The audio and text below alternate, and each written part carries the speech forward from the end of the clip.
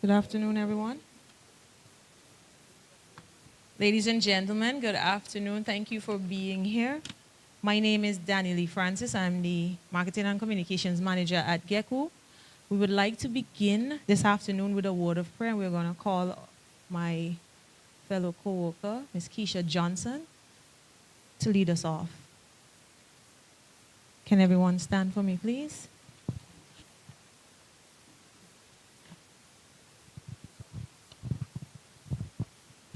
Let us pray. Great is thy faithfulness, and morning by morning new mercies we have seen. God, we give you praise and thanks for this awesome opportunity that we are alive and that we are well. We thank you for the gift of life. We thank you for this meeting this afternoon. We bring GECCU, we bring Sagicor and insurance brokers before you. We bring all members, the board of directors and the staff of GECCU before you. Father, I place this meeting into your hands, and that whatever question, whatever information there, Father, will be parted onto all members, those who are here in person and those who are viewing there, Father. We will be able to activate the information and accept it there, Father. Lord, I give you praise again. I give you thanks. And when we leave here this afternoon, I ask that you will take us to our home safely. This I pray in your wonderful and precious name with thanksgiving. Amen. Amen. Thank you very much. You can have your seats. Thank you.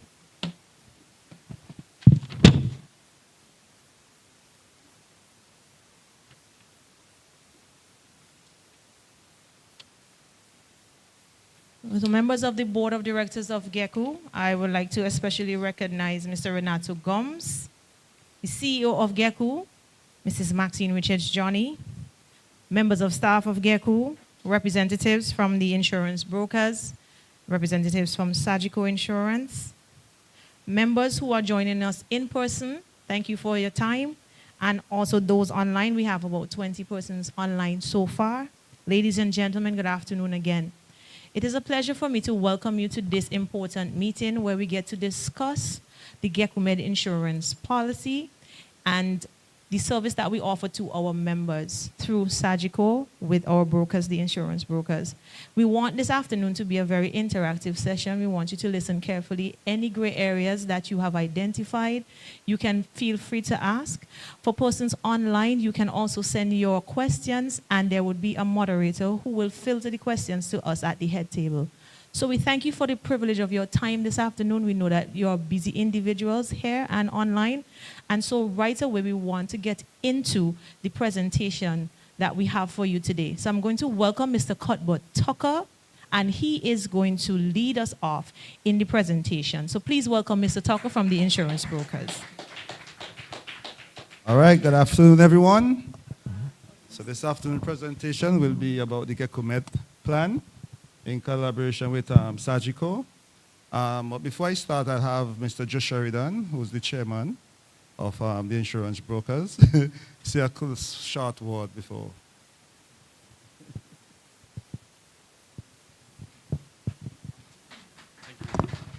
Wow. And you're clapping even before I said anything. That's good. And I'm not sure what Cuthbert meant by a short word, okay? But I think he was referring to the amount of words, not about the amount of inches I have. Right. So thanks, everyone. It's a pleasure to be here, as always, with GECCU and with all of you. Sagicor has prepared an excellent presentation containing all the information about the medical plan that they think you'd like to know.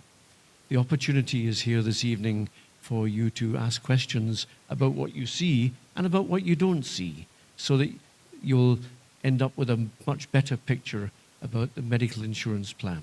Okay? The insurance brokers has a strong team here. I think at the back we've got Patricia and Catherine and Alyssa and Melissa, and of course there's Cuthbert here is ready already. Online is Tyrese, who is very much involved with the medical plan, and also our CEO, Paul Seal. Paul is in Barbados at the moment, and he's been heavily involved with the negotiations, particularly on the premium side, and Cuthbert will explain more about that later. But there's been a lot of negotiation going on recently here. So this evening, you're going to hear about deductibles, and co-insurance, where you share the insurance risk, and overseas claims, the problems that comes with overseas claims. Something called the claims experience, which is the ratio between the premiums that you pay and the amount of claims that are made against the insurance. And finally, something that this evening we gathered more information for you. There's something that's important to know about repatriation of mortal remains, those dead bodies. It's quite fascinating, and it's very, very expensive. So these are the sort of things that you need to know about. And at the insurance brokers, it's our role to make sure that not just do you ask your questions, but that you learn about other things you haven't thought about. And we make sure that all those questions get answered as well. So let me say thank you, and to hand you back to Cuthbert, please. Okay?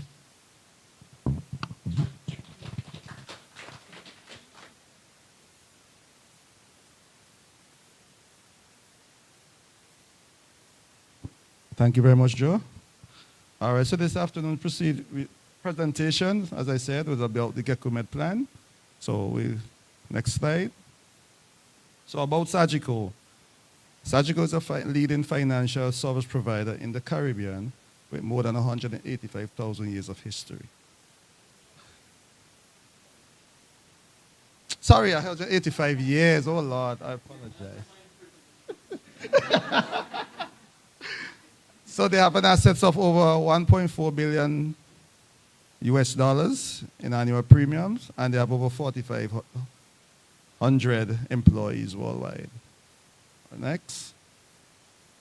So about the insurance brokers, it's a 100% local company, which was formed over 35 years by Mr. Sheridan himself.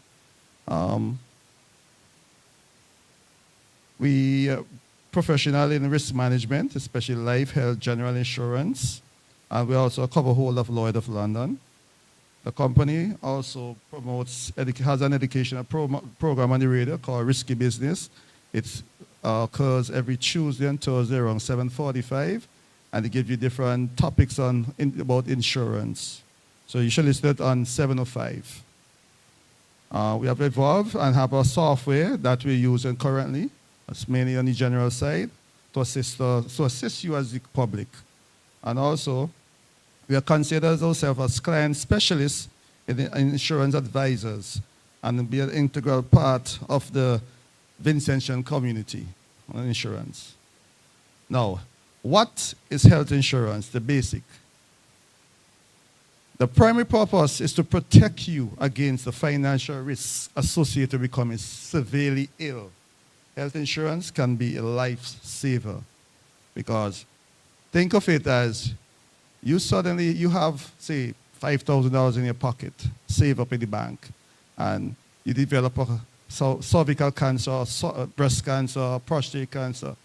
How long can you survive or maintain yourself with that little money that you have saved up? All right? Then we have, why are there limitations in deductibles? 1, to maintain affordability. 2, to control the expense of small claims so there's more money to pay large claims. As I said, large claims are those claims over $10,000. Okay? Manage your healthcare plan. Did you know it's in your interest to effectively manage your healthcare plan? In order for your group medical to be sustainable, you got to protect your plan from fraud and misuse. 1, your premiums are used to pay expenses, which is claims, and fraud and misuse can result in increased premiums and reduction in benefits. In the worst case, fraud and misuse can result in an unsustainable plan. That is, the cost of can become so high that it is no longer feasible to operate the plan. Which means that if the GECCU, for example, as your provider, realize that they're paying out too much, they can actually terminate the plan. So that is something you got to also consider when you're doing it. Prevention is better than cure. 1, be proactive with your physical and mental health. Make healthy food choices. Don't forget to exercise. A lot of us do that. Don't underestimate the importance of a good night's rest. Work hard. but don't neglect the social and recreational aspects of life. These help you to distress. Utilize your annual checkup. Better to know early than to know too late. So that is something that a lot of people don't do. And as we go a little later on, we'll explain about that annual checkup, and I'll give you some more information about that. Eligibility and enrollment. Who's eligible? You as a member of GECCU. Your spouse, whether by marriage or common law. And in St. Vincent and the Grenadines, I think the common law states that once you're together, live cohabiting about 5 years or more, you're considered in a legal marriage, basically, right? 5 years or more, yes. So, and it is actually recognized as a legal entity. If you do, you can challenge your spouse. If they, yes, you can. If you are living in a cohabiting about 5 years or more, you can actually challenge the spouse if they want to get rid of you in the law, right? Just letting you know. So your children, your spouse's children, and your legally adopted children. Maximum entry is 59 for adults. Children can remain on the plan up to age 19, and from 19 to 25, they need a letter from a tertiary institution saying that they are full-time students. And this is on an annual basis once they're in that institution. Okay? I think there's also, just correct me, Ms. Mapp, incapacitated dependents, they are also eligible to be covered full-time once they are under the care of their parents as well. So no matter how old they are, once they're dependent on that parent, they are covered fully up until they die or until the parent passed away. All right? So your health plan, let's look a little closer. Major medical. You are currently covered for $1 million. I'm sorry, $1 million. And it's for persons under the age of 65. For persons over age 65, you are covered for a lifetime basis of $300,000. For persons who want to do transplant, organ transplant, under the age of 65 is $150,000 for lifetime coverage. For persons over 65, it is $75,000. AIDS and AIDS-related ailments, $50,000, and that's a lifetime coverage as well. So all these are lifetime benefits, okay? So it's not that it's going to be renewed every 3 years, every 5 years, lifetime. So once you use it once and it max out, it finishes. Psychiatric care, applicable to outpatient and hospital care, $10,000. Congenital disorder for newborns, for members under the for persons active and under 65, $250,000. I don't know who's going to get pregnant over 65, but they provide for it nonetheless, right? And it's $150,000. It is possible, but I don't know who's going to do it. Next slide. Deductible per year. Currently, it is $550. The deductible, as you can see, is the amount in eligible expenses you must exceed once per calendar year before the plan starts to reimburse your claim. So once you go to the doctor, whether eye, dental, vision, medical. Hello?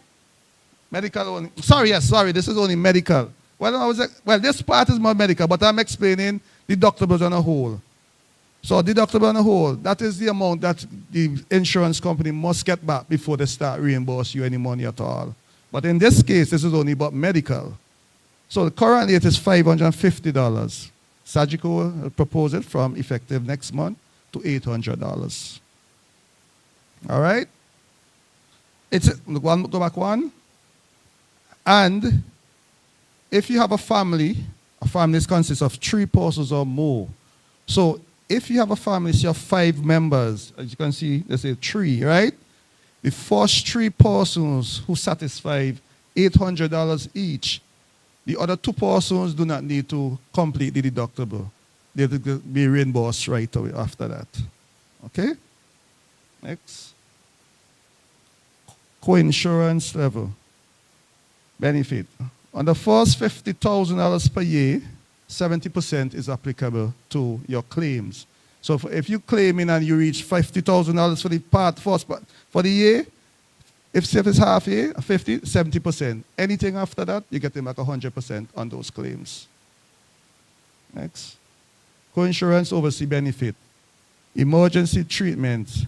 So these are for overseas benefits within the medical network, which is, what's the group name, Ms. Map? The group, the overseas provider. GMM, right? So once it's within that network, it's 80% on the first 50,000 and 100% thereafter. If it's pre-certified and it's outside of the network, the first 200,000 is 75% and 100% thereafter. If you do not get pre-certified and you decide to go on your own, you're only going to get up to a maximum of 40% of your whatever you incurred, expense incurred. Your carried over benefits provision is if you do not satisfy the deductible before the last 3 months of the year, so October, November, December, and you satisfy the deductible within that time, in the following year, you do not have to satisfy the deductible again. No deductible will be taken out of your claims going forward from GECCU.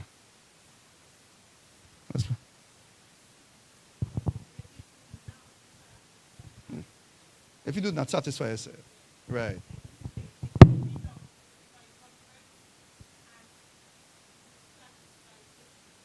Right.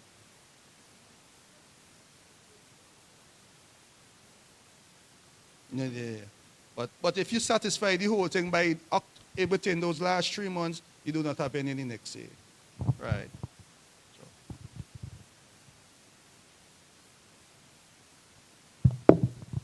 For the benefit of those who are online, they would not have heard the explanation given. Yes.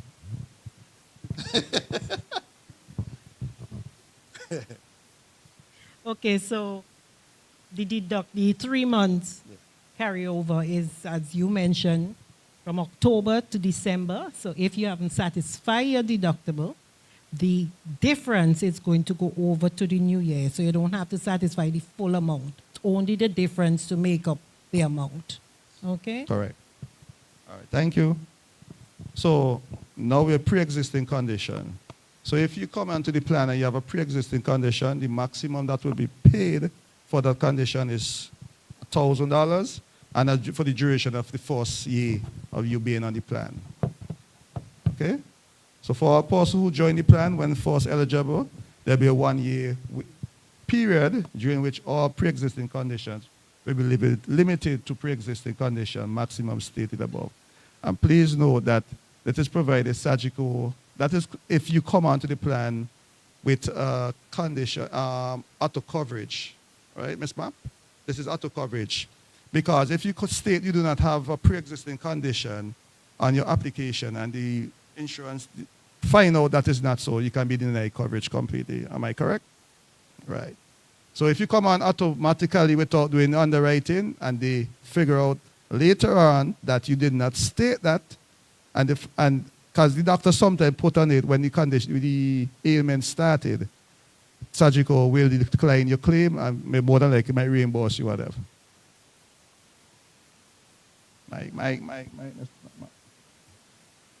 That's where the pre-existing condition comes in, okay? So if for some reason you did not be, okay, so you have 2 ways of coming on the plan. One medically underwritten and one where we just take you on if you just join the plan. So if when you just join the plan, we don't ask any medical questions, but in the event that you had a pre-existing condition, the maximum it will pay in the first year is $1,000. If you underwritten, and most likely when you're underwritten, we really and truly, we do comprehensive underwriting once we are taking you on. Because you know you can claim for medical right away.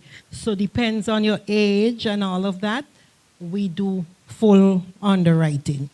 But as you mentioned, if that big if you didn't declare something, like, okay, you could be young and we figure, well, oh, you're young and healthy, so I just accept you because there was all tick, no, and there is something, we could definitely take, deny the thing from inception, refund all premium and stuff like that. Okay? Next, moving on. Right. Room on board. Yes, please.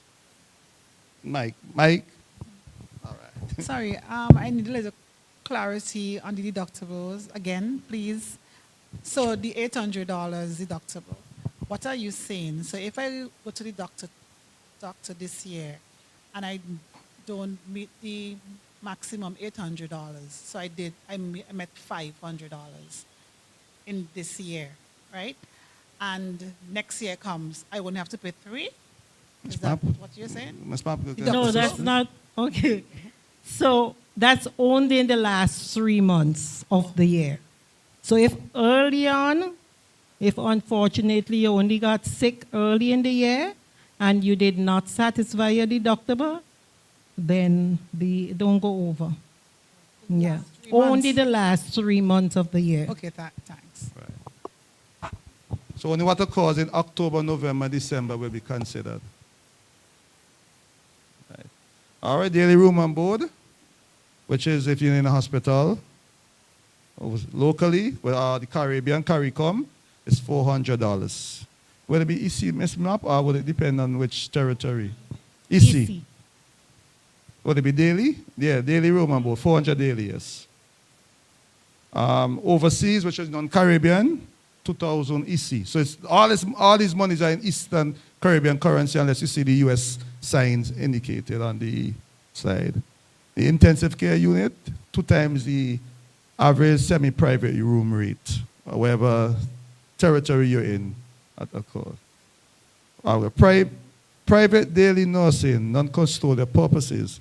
That means that say you are home bedridden and you need a nurse and your spouse claim that they can take care of you. That is not allowed. It has to be a registered practitioner.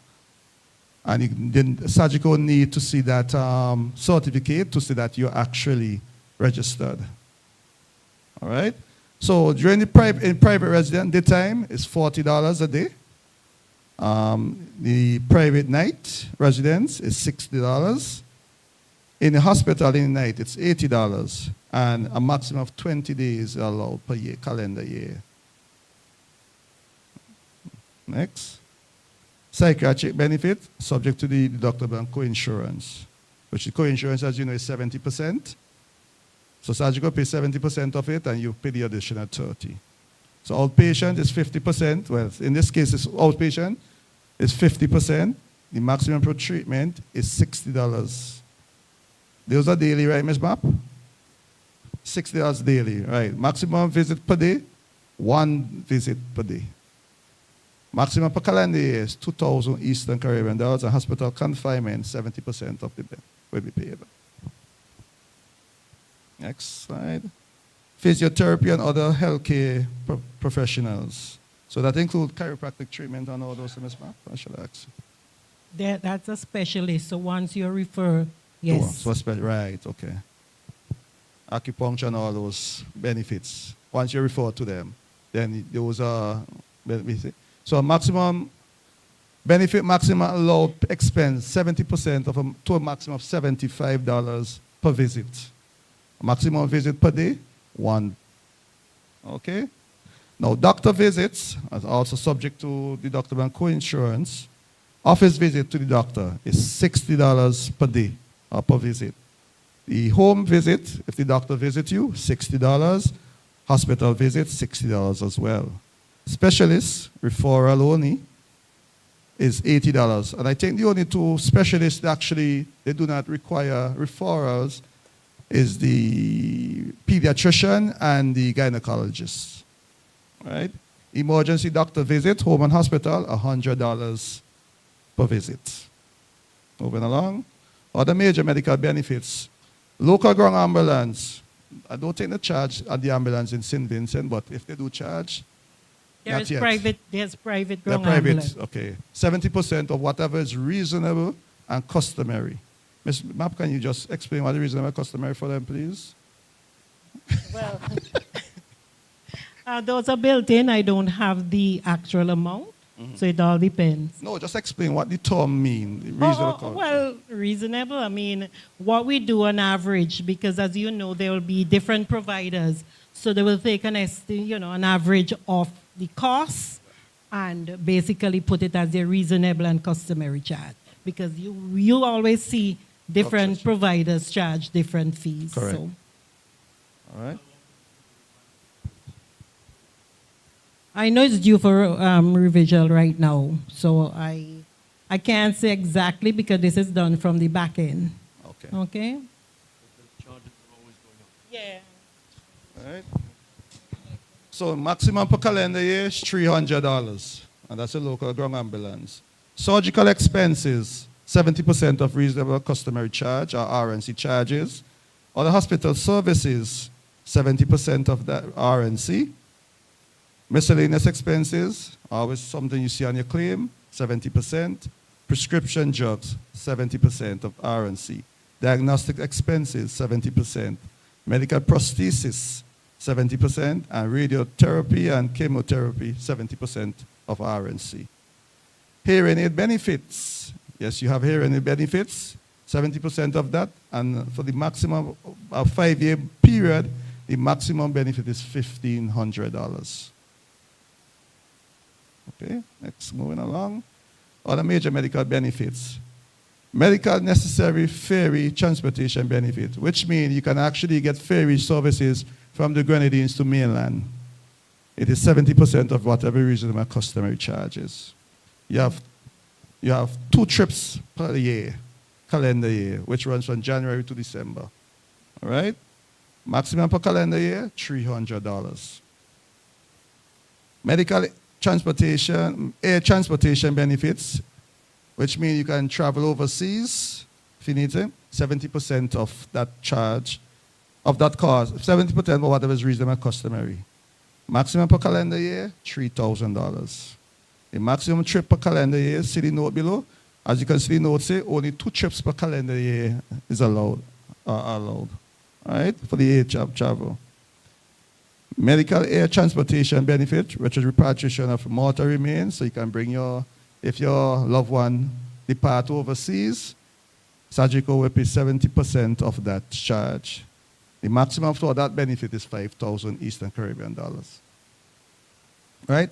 So as you can see, the note says only 2 trips per calendar year are covered under this medical air transportation benefit. And prescription drugs, reimbursement payments are limited to prescription drugs as set out and required by law in the insurer's jurisdiction, RNC means reasonable customary. So if you go to the doctor and the doctor prescribe paracetamol, under our law, paracetamol is not a prescription drug, it's an over-the-counter drug. If they do the mouthwash, those are over-the-counter drugs, things that you can just go to the pharmacy and get, you will not be reimbursed for those, even though the doctor might prescribe it. Maternity benefits. Normal delivery, inclusive of prenatal treatment, $1,500. C-section or cesarean sections, $2,500. Miscarriage, $1,000. And prenatal, $1,000. Complication, including extrauterine pregnancy, are treated as any other illness. So it will be under the surgical benefits or under the major medical plan. Okay? So these benefits not subject to deductible nor co-insurance. Medical air transportation benefit, air ambulance, emergency air ambulance, 100%.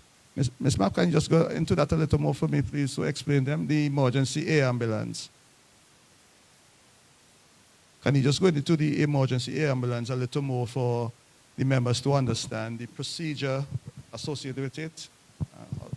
Okay, so if you're, I would say, critically ill in a hospital ICU or what, and you need to fly out or an accident, once you are stabilized and could fly out, well, the request must come to us for air ambulance. Once that request comes to us, we or the air ambulance persons communicate directly with the hospital to see if you're stabilized, because you cannot fly someone if they're not stabilized. Once that is done, we take you, the air ambulance take you to wherever, but you come back on a regular, once you could come back on a regular aircraft. If not, I guess that request for ambulance also will come into play. All right, and as you say, 100%. I know a lot of times persons figure we are not doing things fast enough for them because, of course, when a loved one is in a critical condition, you want everything to go. But we are dependent on hospital to hospital because the ambulance must come equipped with everything to take you to your destination. So these communication, we are not in the play after. We only arrange the air ambulance. After that is hospital and air ambulance and whoever communicate. So if things don't work out the way you like it, sometimes, it's just how the process work. Okay? Sylvia, can you just help to clarify what happens when an emergency situation arises, say, at a weekend, on a Saturday evening or a Sunday, and you said it's got to be approved by SAGICOR before they can go in the air ambulance? Okay. What happens Well, then? it depends on okay, for instance, with you, I think most people, well, I know Paul know my number, so somebody always find me, right? And we'll make the necessary, because SAGICOR also has a 24-hour hotline. So I can contact anybody in Barbados who can make the necessary arrangement. Okay, the office might be closed, but I would like to think if it's a GECCU, we're talking about the GECCU medical plan, so somebody might reach out to a GECCU member or a staff, and they might go to the insurance broker, or they could come directly to me. I know we don't have it on the card, like a number, local number, to say. So they can also call the number in the card, the back of the card. There is a Barbados number, as I said, 24, a toll-free number there. So they can call them. I don't know it off my head. It's on the back. Oh, WhatsApp. No, I don't. We don't have a WhatsApp number.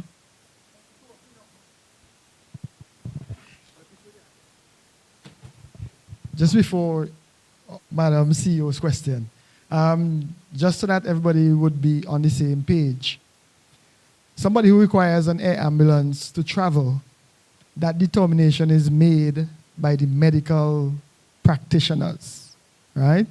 And as Ms. Mapp says, in St. Vincent, the Milton Cato Memorial Hospital is the entity that communicates with whichever hospital that the person is going to. Now, everything has to be arranged. There has to be a ground ambulance waiting for that air ambulance when it arrives at whichever airport. There has to be a hospital waiting to receive that person. All of that organization is done via Milton Cato Memorial Hospital and the hospital that the person is going to. The air ambulance will not leave, whether it's Puerto Rico or Miami or wherever it's coming from.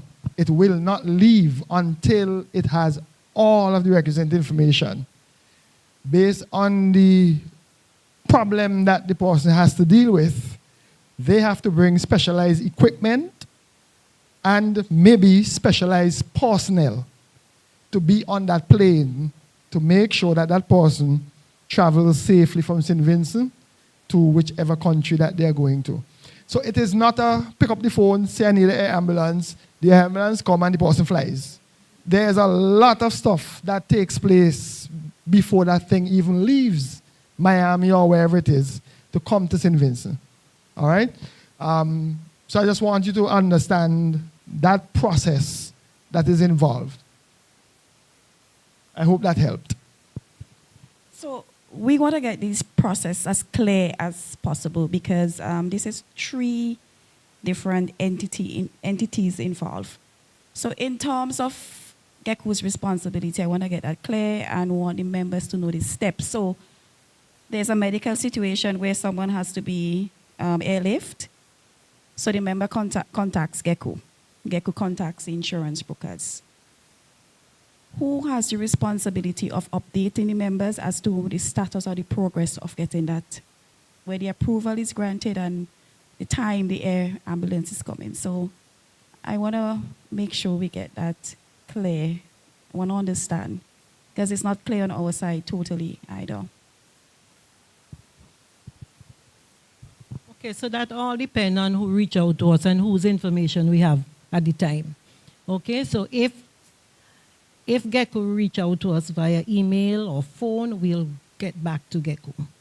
If the individual reach out to us direct and we have their information, we deal with them direct.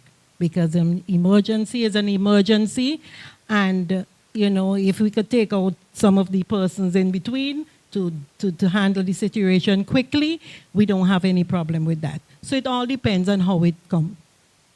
Once we get the information, because in the end we do ask for information for the person or their next of kin or whoever that we need to communicate with directly.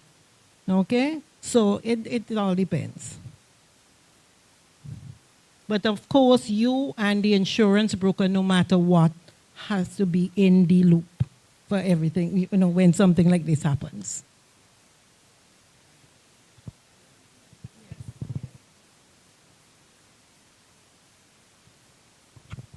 And one more thing. Now, if somebody can travel via the commercial airlines, as in they are healthy enough to travel that way, that's where on the previous slide it had the air transport benefit. So that's not air ambulance. Right. So that's not an air ambulance. That's somebody flying with Caribbean Airlines or whoever, because they have been pre-approved to go to a doctor or hospital or whichever entity for a particular reason. Note I said pre-approved. Okay? Which is where most persons get into issues. All right?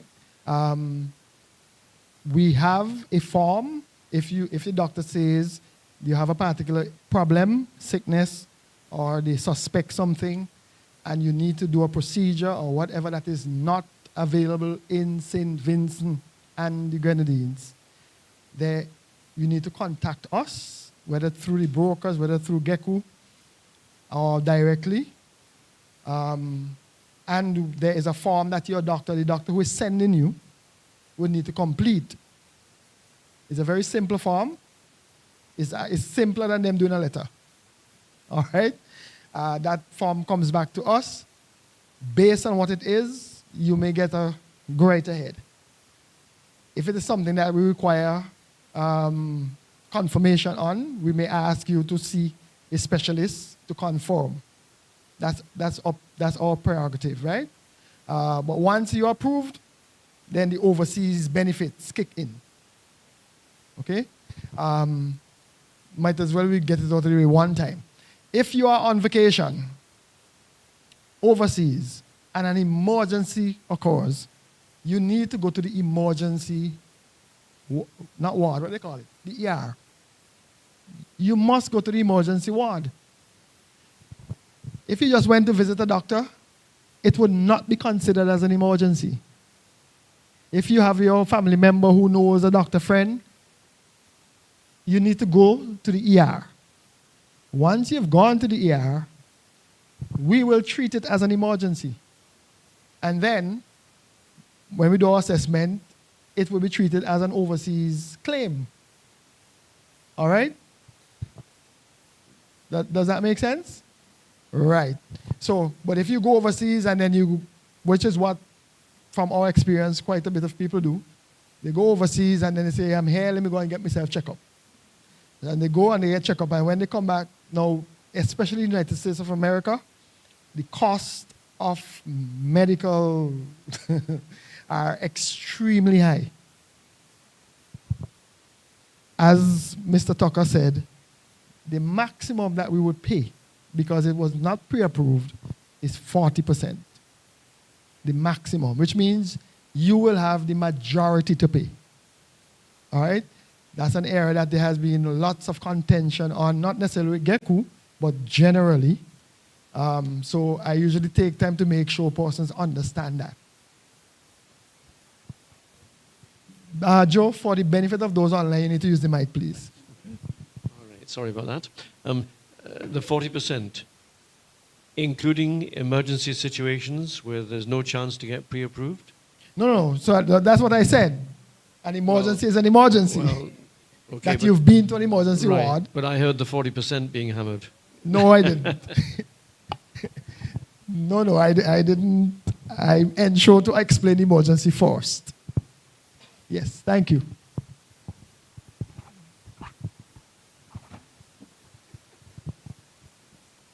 Right, thank you very much. So, preventative care. Remember I was saying earlier. Sorry. I'm trying to understand something. How does a person not become eligible to receive benefit? Don't quite understand the question. Can you can you give an example? If you could add a bit more to it, please. Yes. Example, I sent in a claim for over like 700 and I wasn't given back anything. So I would like to understand that part. All right, so this may not be the forum to address specific ones, right? Because there's a wide cross-section of stuff that could have been the reason why. It may be deductible was not satisfied as yet. It may be that whatever you went for was not covered. There's a whole heap of different things that could be the reason. So I wouldn't be able to say in such a broad way. So what I suggest in your case is that you either come to us directly during office hours, and did you get an answer? The deductibles. This young sorry. This young Speak into the mic, please. Speak into the mic, please, for those online. Sorry. This young fellow is who spoke to me. What did you tell me again? I don't. Let's. He told me I wasn't. So let's deal with this. Let's deal with this. You can come to us. You can come directly to us. All right? You can come to us. Yeah.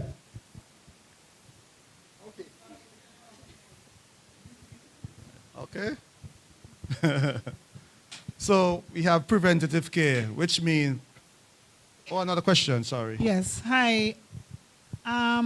Let's say for some reason you behind on payment for 2 months, and oops, an emergency. Oh, how are you dealing with that?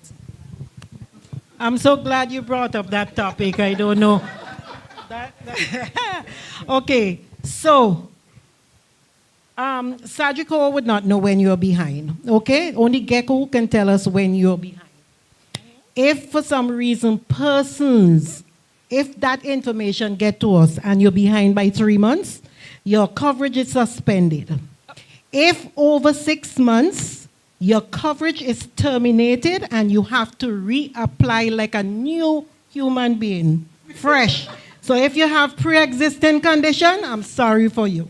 So it's important to keep your premium up to date because this is a group plan. You behind could affect all the members. And that is something we need to manage. It is important to pay your premium on time because you want, and then the other problem we face, you have a card. We wouldn't know you ain't pay your premium on time, and you go and you swipe, and you get your glasses and your latest this, and you haven't paid your premium in months. You understand? So you're getting benefit that you're not paying for. So I know GECCU, I am assuming, but I know GECCU will put a lot of measures in place. When you submit a claim, they will check to make sure if your plan up to date. And if your plan not up to date, your claim will be handed back to you until you bring it up to date. Okay, Claire? Thank you. But, is it fair for me, who is paying my premium, why should I be affected by someone who is not paying? Ms. Gibson, you're in insurance. Peter, pay for Paul. We asking for It's a a friend. group plan. It's It's not not an we asking for a individual friend. plan. All right. Okay. So with group plans, right? With group plans, you benefit as a group in lower individual premiums because you are a member of a group. So we have to spread the costs. All right.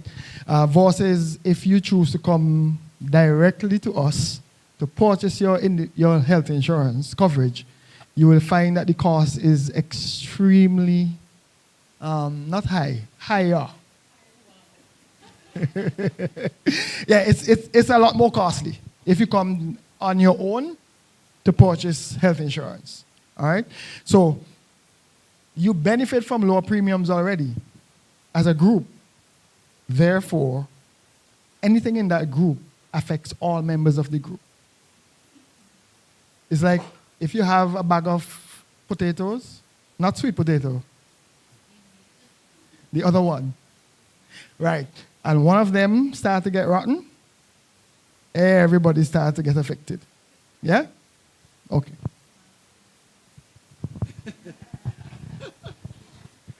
So preventative care. Prevention is always better than cure. So SAGICO is offering members only, okay, under the preventative care measure. One more? Sorry, I apologize. How long will it take to get one bad apple from the bag?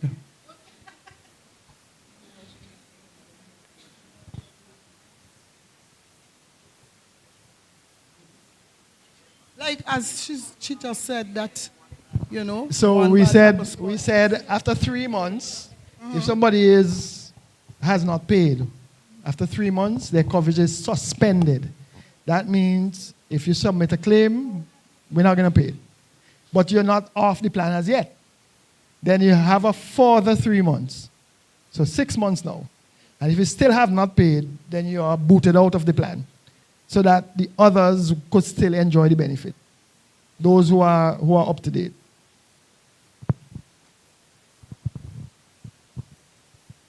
Any other questions? Okay. All right, as I said, so annual physical examination. As they say, physical prevention is better than cure. So SAGICO is allowing you, members only, to go and have your physical examination, right, covered. Now, that's up to 6. There's an echo. Oh. So for members only, $600 for preventative care, which means if you go to the doctor and you claim under the preventative, I say annual physical exam, it's 100% you getting back on whatever you spend, up to a maximum of $600. That includes tests, eh? Right. So it includes tests and some other benefits as we go along. For the spouse, it's $500, and for the baby wellness, routine baby wellness immunization, it's $100. A question. Regarding the annual physical examination, right? Yes. For women, it might be slightly different because you might go to a general doctor and he does the diabetes test, cholesterol, what's not, and then women at least every 2 years over a certain age should at least do breast examination to prevent, to detect if you're going to have breast cancer. So would that, when you go to the 2 different doctors, would that still count as go towards the annual physical examination, seeing it's 2 different doctors doing a check? Yes, you can move down a slide, Move please. that slide, please, yes. Okay, so this will explain. Right. This will explain So- all the tests that is covered in the 600. And as you clearly mentioned, every say 2 years or what, you might do a mammogram. So you can do your checks accordingly so that you get back 100%. You know, you might do a pap smear this year and an annual and some blood work. And then once, if you're diagnosed with any breast, you know, condition, it is treated under medical. Or same with woman wellness. If you have any condition, once the doctor put a diagnosis, then it is treated under medical. But just the preventative part, the annual check, you know, you can stagger them, you know, so that you don't have, you get your 100%. That's why they bulk it. Before they used to itemize it. They would put consultation as, say, $80. They might put a pap smear at $60. And we think that is not giving 100%. Because when you tell somebody 100%, you expect 100%. But when you bulk it, because you're not doing everything at all the time in a calendar year, you find you gain, you know, you get back your 100%. Okay? All right, thanks. So the $600 is annually. Right, so these are the services that are available under the annual examination. One question there. So no deductibles. No, please. Okay. Question, Mike? Somebody has a question behind.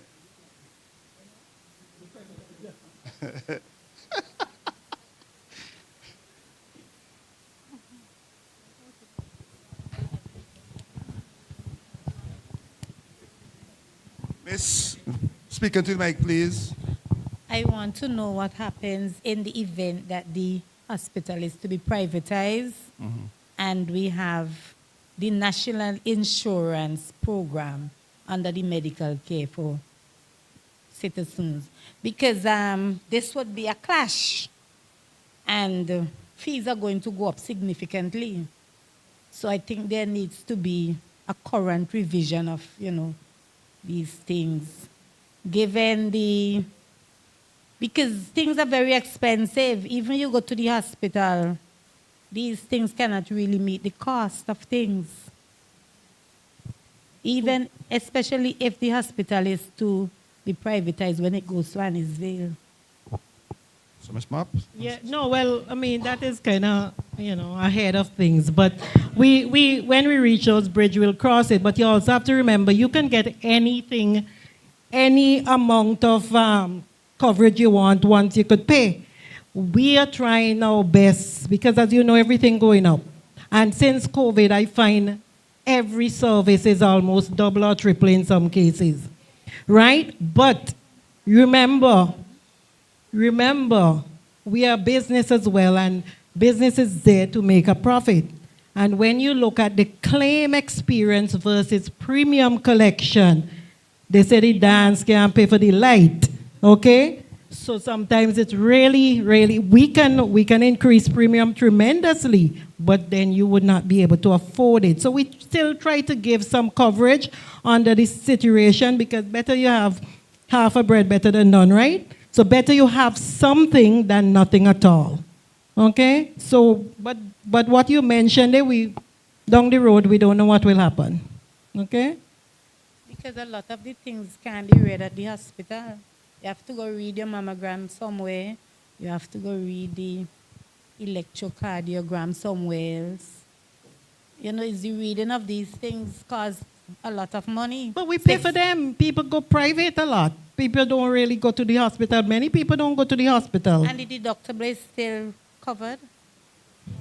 Not under the preventative Not care. under the preventative. Oh. Preventative care does not have deductible nor co-insurance. It's 100%. Oh, You're it's gonna get 100% up to the maximum there. of 600 or 500 or so. But 600 you said, you know? Yes, ma'am.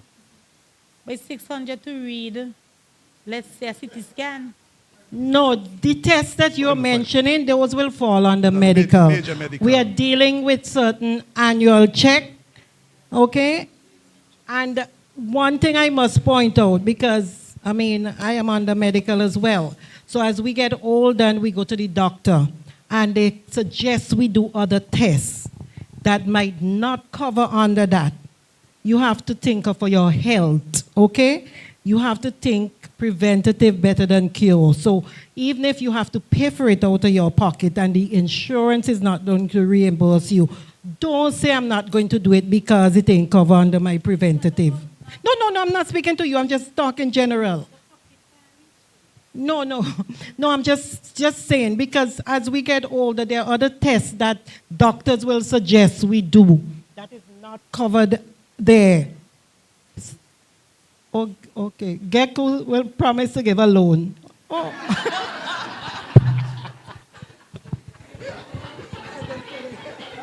That's just a joke.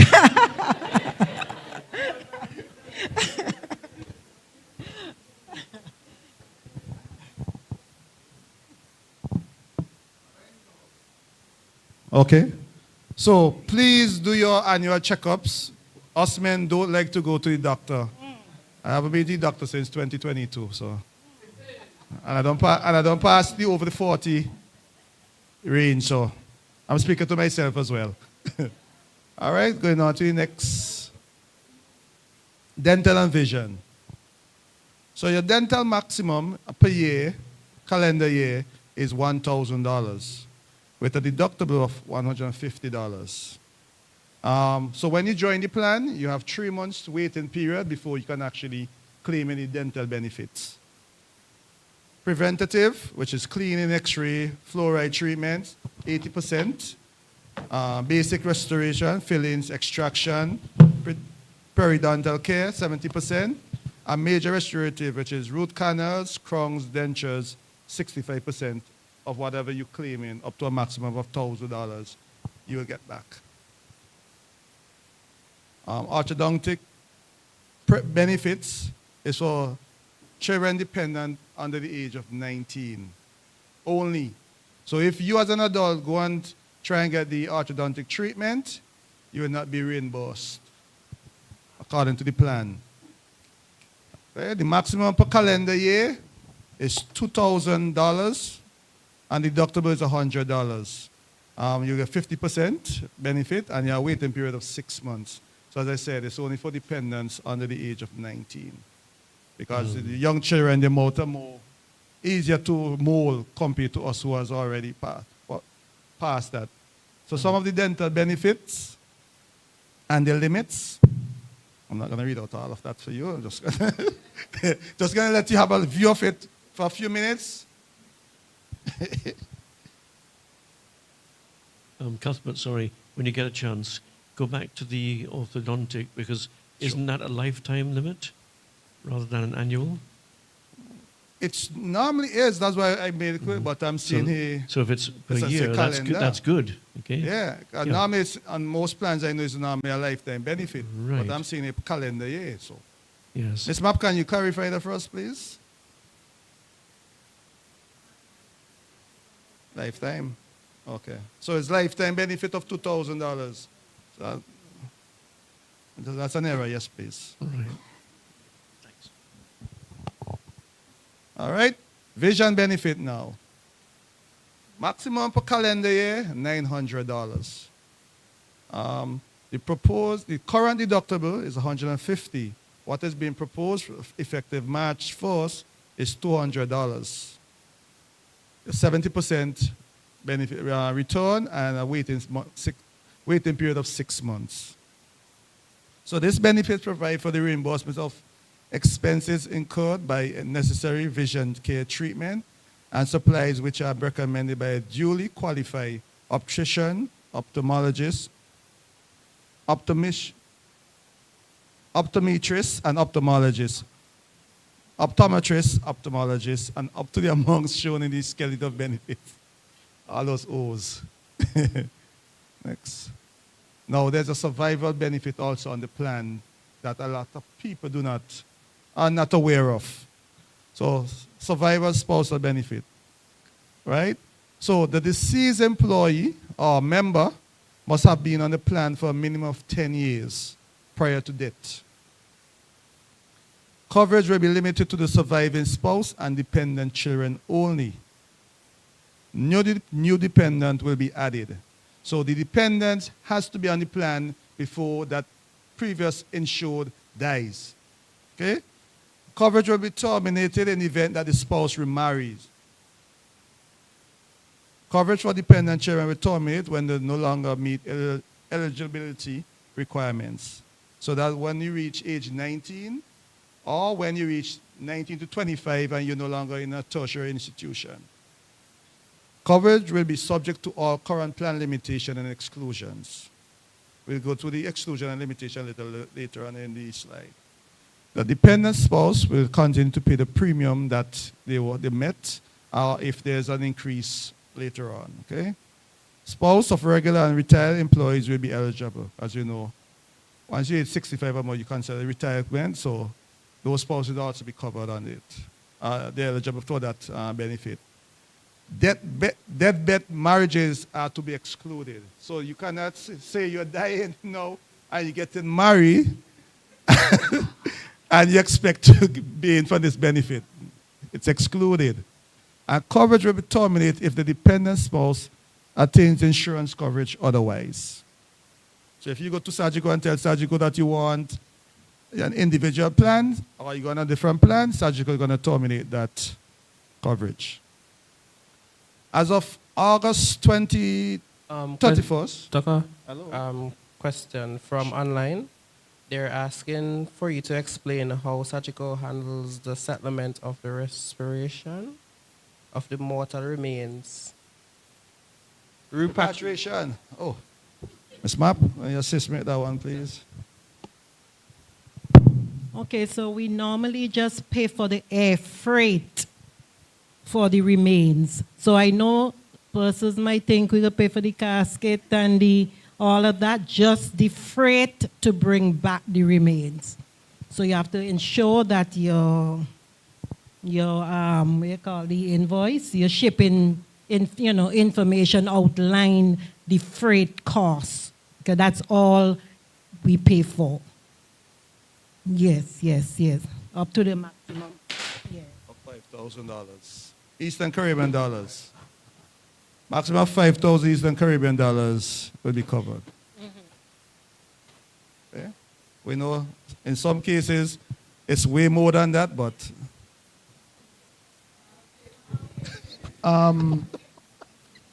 so the total cost that is involved in bringing back a body to St. Vincent it's more than just the freight. Because the person has to come home in a casket. A casket that meets certain standards. It has to be properly sealed and so on. The body had to have been embalmed already. So the embalming takes place at the country where the person dies. So you're paying for all of that, right? What Ms. Mapp is saying is that on this plan, the only part of the total payment that will be considered is to get the body from point A to point B. so that it'll be cheaper to bury the person in the country that Not died. necessarily. It all depends on the country. Okay. Okay. We did this afternoon take the opportunity just to get up-to-date figures to help members here this evening. If someone was to be repatriated from here to Trinidad, as we were talking to people locally, people in Trinidad may have different charges. But if you're talking about repatriation from here to Trinidad, the normal charges by air would be about 25,000 EC dollars. So that's about 10,000 US, roughly. So that's the full package, shall we say. Yes, that's right. And this is something we didn't think about, but it was mentioned to us, it would be cheaper to use a boat. There are boats that can carry people like that, and the price is about half. So from here to Trinidad, to repatriate by boat would be between 12,000 to 14,000 EC dollars. So you can see that by boat is about half the price of the air flight, okay? But you're quite right, the package includes all the embalming and the professional services of the funeral home, not just the journey. So Cuthbert, you said the limit is 5,000, is that right? That is correct. Okay, so we don't know what the price for the freight only would be. But when Sagicor chose the 5,000, did you do any research? Or did you just pull a figure out the air, for example? I think we treat it almost, you see, like airfare. I know the airfare is about $3,000 a year, but at least they went up. So it, you know, I think maybe that is the route they took. I cannot say for sure. Right. Or if they did a comparison in prices based on, you know, air to do the remains. Yes, but it's sad that people couldn't just ask the funeral home to send the body. They're not allowed to do that. And No, between but Joe, countries, if you, they can't do that. I think we had one recently, and when you look at it was from Trinidad to St. Vincent, and the cost, the freight cost was not that much. It was all the in between. Yes. If you heard funeral days, I mean, it was honestly some of the things I don't even understand. So it is not the freight. But It is the in between, and you have to think, well, even if you're burying your loved one home when they die, that is your cost. All right. You know? What about repatriation of ashes? Just before you go there, Joe. So just before you go there, so we could finish this conversation. When the body comes home, you have to have a funeral home, funeral home here Yes. to pick that body up at the airport or at the seaport if it's coming via boat. You can't pick it up, right? The Ministry of Health also has to be involved. They have to have persons on site to inspect and make sure everything is safe.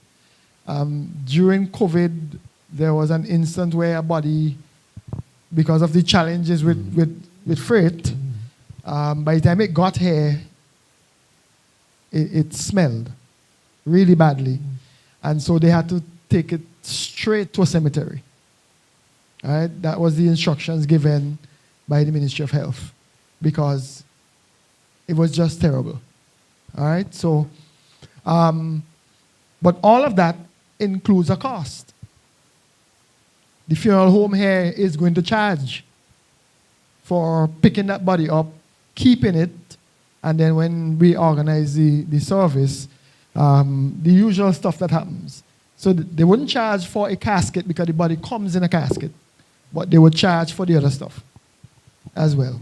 Okay, so added to that, from current experience, I've seen it ranges. Our funeral home for the pickup, it's roughly about 3,500 EC or so.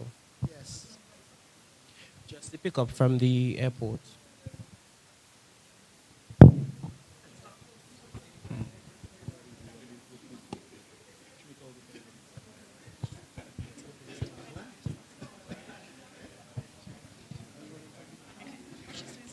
All right. So can we move along? Any other questions? Question from online. They're asking, back to the beginning, right?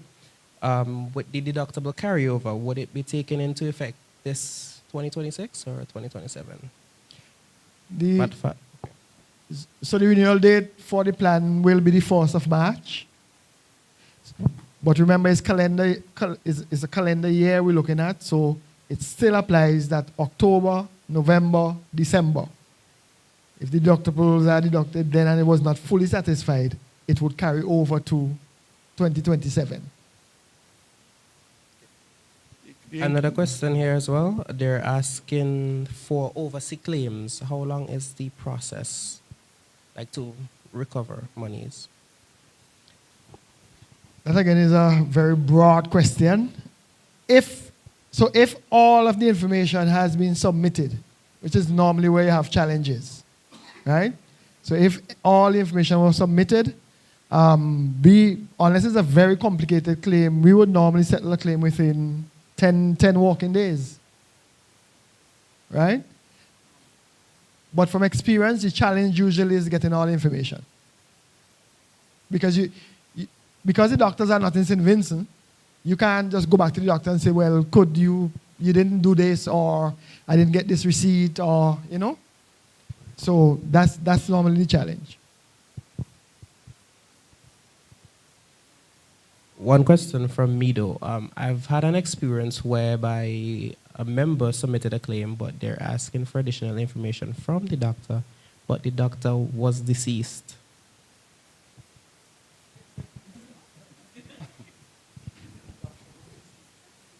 It was the doctor that passed away in the church. I can't remember his name, the gynecologist.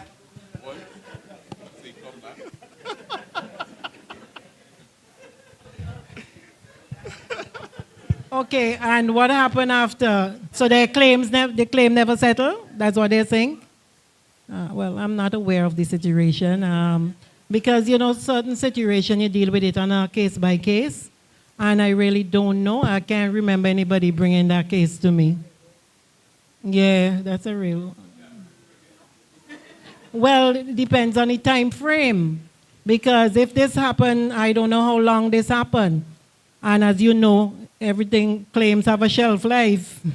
But Ms. Mapp, what happened if the doctor has notes on the patient and another doctor take over from the doctor? Can Exactly. Well, as I say, I don't know the situations really. No, they actually yeah. can be done. Normally, sometimes they do, you know, pass over, but then depends on how the death occur. If it's suddenly, I don't know. Okay. Just a quick question that follows from that. Many hospitals around the world are now paperless. You can't get receipts and all the rest of it. You can't get the documents that we take for granted here. So how does that affect the settlement of claims? If somebody can't get a document to attach to a claim form, for example. You must have something, proof of payment, receipt. You must have something because they have to itemize. It might not be in our format, but you see itemized bill. I mean, most of the American thing, they put of course they use the code, the medical code, so persons wouldn't know what your diagnosis or your treatment and different things. But I don't have any situation where they don't provide receipts. Yeah. So essentially, we're not going to frown on getting the information electronically. We will accept the information in an electronic format. We just have to have something, because we can't pull the figures out of the air. We must have something to be able to assess a claim. Yes. Okay. Any other questions? Can we move along? All right. So from this period, December 1st, 2024 to August 31st, 2025, there were 820 members on the GECCU plan with 344 dependents. Over the period, December 1st, 2022 to November 2023, the premiums saw the life premiums were $80,729. For this December 23 to November 24, $82,369, with no claims, as you can see, and between December 24 to November 25 projected, it was 70,585 claims, with one death claim of $10,000. That is because the person who died was over age 65, but they were not age 70, because remember the life benefit cuts in half when you reach age 65 and it terminates when you reach age 70. Okay, next slide. For the health claims, during the period December 1st, 2022 to November 2023, premiums collected were $940,045. And the claims paid was $725,156 with a loss ratio of 77%. For 23 to 24, you can see, $1 million for premiums and $70,540. For claims was $678,444, which is 63% in claims to a premiums ratio, which is called the loss ratio. And between December 1st, 2024 to November 30th, 2025, premiums collected were $981,263, and the claims paid were $863,868, with a loss ratio of 88%. So that is basically saying for every dollar collected, 88 cents was being paid in claims. Basically, that's what it's saying. All right? On the medical side, for that last period of December 1st, 2024 to November 2025, the medical claims premiums collected was $697,457, and the claims paid out was $661,143, which gives you a loss ratio of 95%. The dental, $160,061, while the claims was $97,324, which will give you a loss ratio of 61%. The vision, claims collected $123,745, while claims paid out on the vision benefit $105,400, which is an 85% loss ratio, which gives you the overall totals, as you can see for the 2020 December 24 to November 25 of those, and the 88%. Okay. Next slide, please. So, summary. So, for the period, yes, please. Mike. So, you want to go back slide? One slide up, please. I see you have the premium and the claims paid. Yes. I didn't see any benchmarking. How could we follow those 77 and 63? What is GECCU's benchmark? So do we, how more badly are we doing, or if we are within those benchmarks? Map. So you're saying the 77% is the loss ratio. Take Yes. the first one, right? In 23. So you want to know what is the percentage What that's is your acceptable percent? benchmark? Yeah. Okay. I think we are around 70%. And given this, we didn't increase last year, right? No, you did not. Right. So around 70%, give and take, when the benchmark for the claims experience. Okay. For us I just think it's for important us to see to our put them light, in. because, Okay, administrative, Yeah. there's costs involved. Well, that is another question I was coming to, right? How much of it is driven by administration? How much is driven from the various components of the cost? And if your administrative cost is driving this, then shouldn't that be also taken into consideration? Well, the cost, the administrative cost is not in that. This is actually just premium versus claims experience. So we have not included any cost in this. If we have to, I know we will surpass. Yeah, but it's just good to get the acceptable benchmark so you know what you're doing here. No problem. We'll get that so that the broker should have that. We'll get that for the GECCU for sure, so that they know the benchmark of claims experience versus premium. Okay. Next slide, please. Right, so the performance, as you can see, for between December 1st, 2024 to November 30th, has a projected loss ratio of 88%, with the medical with 95%, dental 61%, and the visions 85% respectively. Next slide. So, renewal recommendation from GECCU going forward from March 1st, medical rates increase. So that's just the health premiums increase. Medical deductible increase from $550 to $800. Vision rates increase.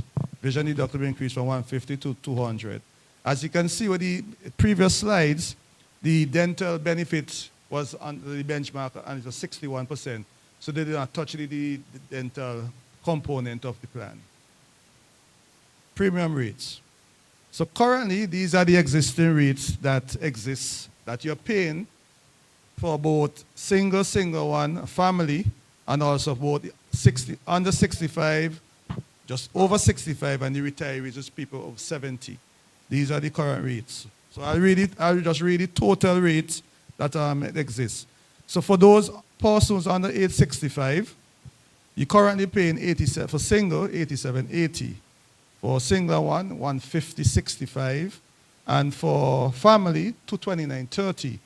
So for persons between the age of 65 to 70, your accidental death and dismemberment is terminated, cancelled, and your life benefits decrease to $10,000.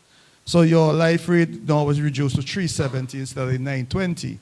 So you're now paying 80 to 30, 145.15, and 223.80. For persons over 70, retirees, and that goes on until you die. So if you live up to age 100, you're still covered under the plan, all right? You're paying 78.60, 141.45, and 220.10. Going to next slide, please. So these are the new rates that are being proposed by GECCU going forward. And as you can see, the dental benefits premiums will not increase. So it's only in the area of the medical and the vision where the rates will increase. So the increase, I think overall it's about Ms. Pap, is about a 15% increase, I think. I think so. I think it's about a 15% increase, if I remember. So your new rates going forward from March 1st for single under 65 is $99.94. Single and one, $172.50, and family $216.329. For persons between the age of 65 to 70, it's $94.44. Single and one, $167, and family $257.79. And persons over 70 is $90.74, $163.30, and $254.09. As you can see, the older you get, the less you pay. The reason for that, as I said, the life component decreases, and in some cases, it's terminated altogether. So the older you get, the premium decreases and get less. Any questions on that one? All right. Cuthbert, for the benefit of all the members, Sagicor, did the maths and did the calculations, and initially they proposed much higher increases, which would have been justified based on the figures that you've seen there. But we knew that it wouldn't fit well with members at all, and members would really have a hard time to pay those. So the amount of negotiation that was done backwards and forwards in Barbados, our CEO, Paul Seal, spent so much time on this. Negotiating means not just talking about figures, but how to get a solution.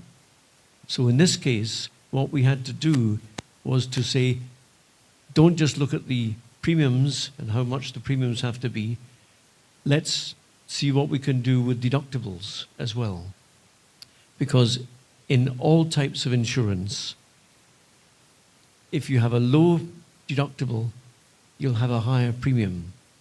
Correspondingly then, if you want to bring down the premium to make it lower, make it more affordable, a good way to do that is to accept a higher deductible. You know about deductibles on your cars, your vehicles? You have to pay the first $1,000 or the first $1,500 of any claim and so on. It's the same thing with medical insurance. So a way to keep the premiums down is to accept a higher deductible. It's not a perfect solution, but it's a way to keep it under more control. So the premiums, if you want the deductibles to be lower, you'd have to accept higher premiums. That's why at the insurance brokers we've fought to try and bring the premiums down to as low as possible. And the way to do that is to accept that the deductibles have to go up a bit. And that's what Sagicor have agreed with. So it's a lot of work, but it's been worth it to try and get the premiums down to this level. Because when you saw those claims figures, you realize that Sagicor could have charged much more. Now, just one thought on price. With most things, well, all of us look at the price for whatever it is, whether we're buying microphones or pens or whatever. But you know that you don't just look at price alone. Now, here's a question. How many of you here are married, please? Nobody? A few? Good, good, good. All right, a question for you who are married. When you decided you wanted to marry somebody, did you look for the cheapest wife or the cheapest husband?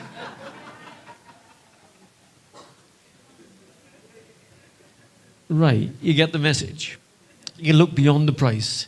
You look for other things as well. And that's what we did at the insurance brokers, trying to get a price that was affordable and a package that was affordable for everybody. All right, thank you. And another way to look at it, with a higher deductible and more controlled price, it affects the ones who claim. Because, you know, if they had to just say, let's increase the premium and not the deductible, everybody will be affected. But when you do it like this, it will mostly affect the ones who claim all the time. Okay? Joe, just following up on what you said there. So you dealt in terms of looking at these rates, you look at the deductibles and you look at the premium and you try to get a fair trade-off. Right. So because that's what I'm going to, in terms of looking at the whole design, I was going to ask, you know, whether you had looked at things like the benefits and whether you had assessed for St. Vincent and for GECCU, what costs, what were the cost drivers? Were they hospitalization? Were they surgery? Were they what? And look at them on an individual basis. Because one of the things we have to be very mindful of in the insurance business is that we are not helping to create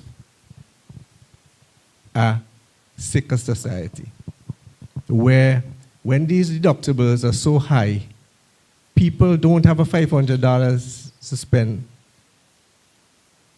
first before they can get back monies. And so it's yes, it is a business, it is a profit, and I don't expect insurance is not to make profit. But I think we must be mindful of how we design these plans so that the greatest amount of persons can benefit. And the other thought that came to my mind was whether these claims and the premium, when you're deciding on a premium, whether other regional organizations or even local organizations were also benchmarked for how they are operating. So if Sagicor exists in 20 countries, is St. Vincent, is Peter paying for Paul? You know, and how that works. Because it gives a little comfort. I'm really concerned about a lot of people, even when they pay the premium for it, still a little timid to go to get the check because this will fall in their deductible.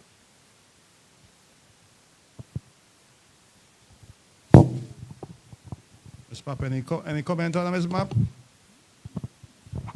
All right. So each group is assessed on its own experiences. So because if we do it in a more holistic manner, it means that we're going to be increasing all of the groups, or decrease. Well, the experience that has been for the last number of years is that claims have been going up. So that's why I'm using the word increasing, right? But we look at each group on its own recognizance when decisions are made as to whether to tamper with the deductibles, tamper with the premiums, or with specific benefits. Right? If you notice the increases that were done here, the dental part of the plan it performed well, so we didn't touch it. But that's good and bad. And the life part of the plan as well, there was no changes made to that based on the experience. So it is the specific claims experience on the plan. Yeah.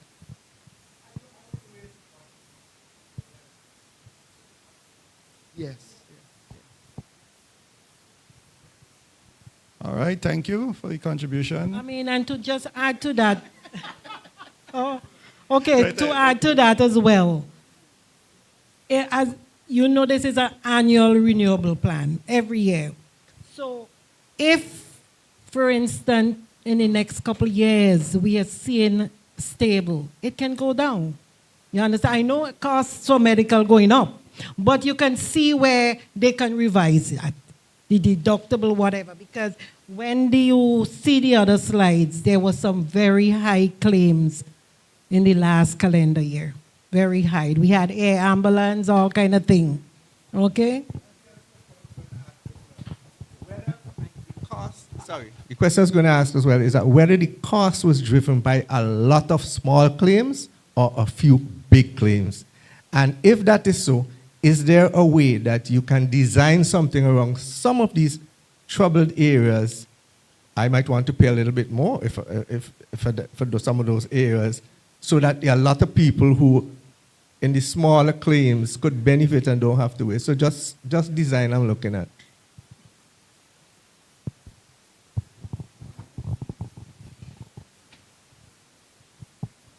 Right, okay, next slide. That portion was not included in anything with these claim. No, I didn't put it in. No, I didn't put it in. Okay, so I'll just give some quick figures as it relates to large claims during the period in question. So we had heart conditions around 56,506. We had cancer, 161,815. Kidney, 32,410. Arthritis, 15,996. Gyno, 15,661.50. Well, more gyno again, 22,568. Those were the large claims that we looked at. So as you could see, that big C is killing us, right?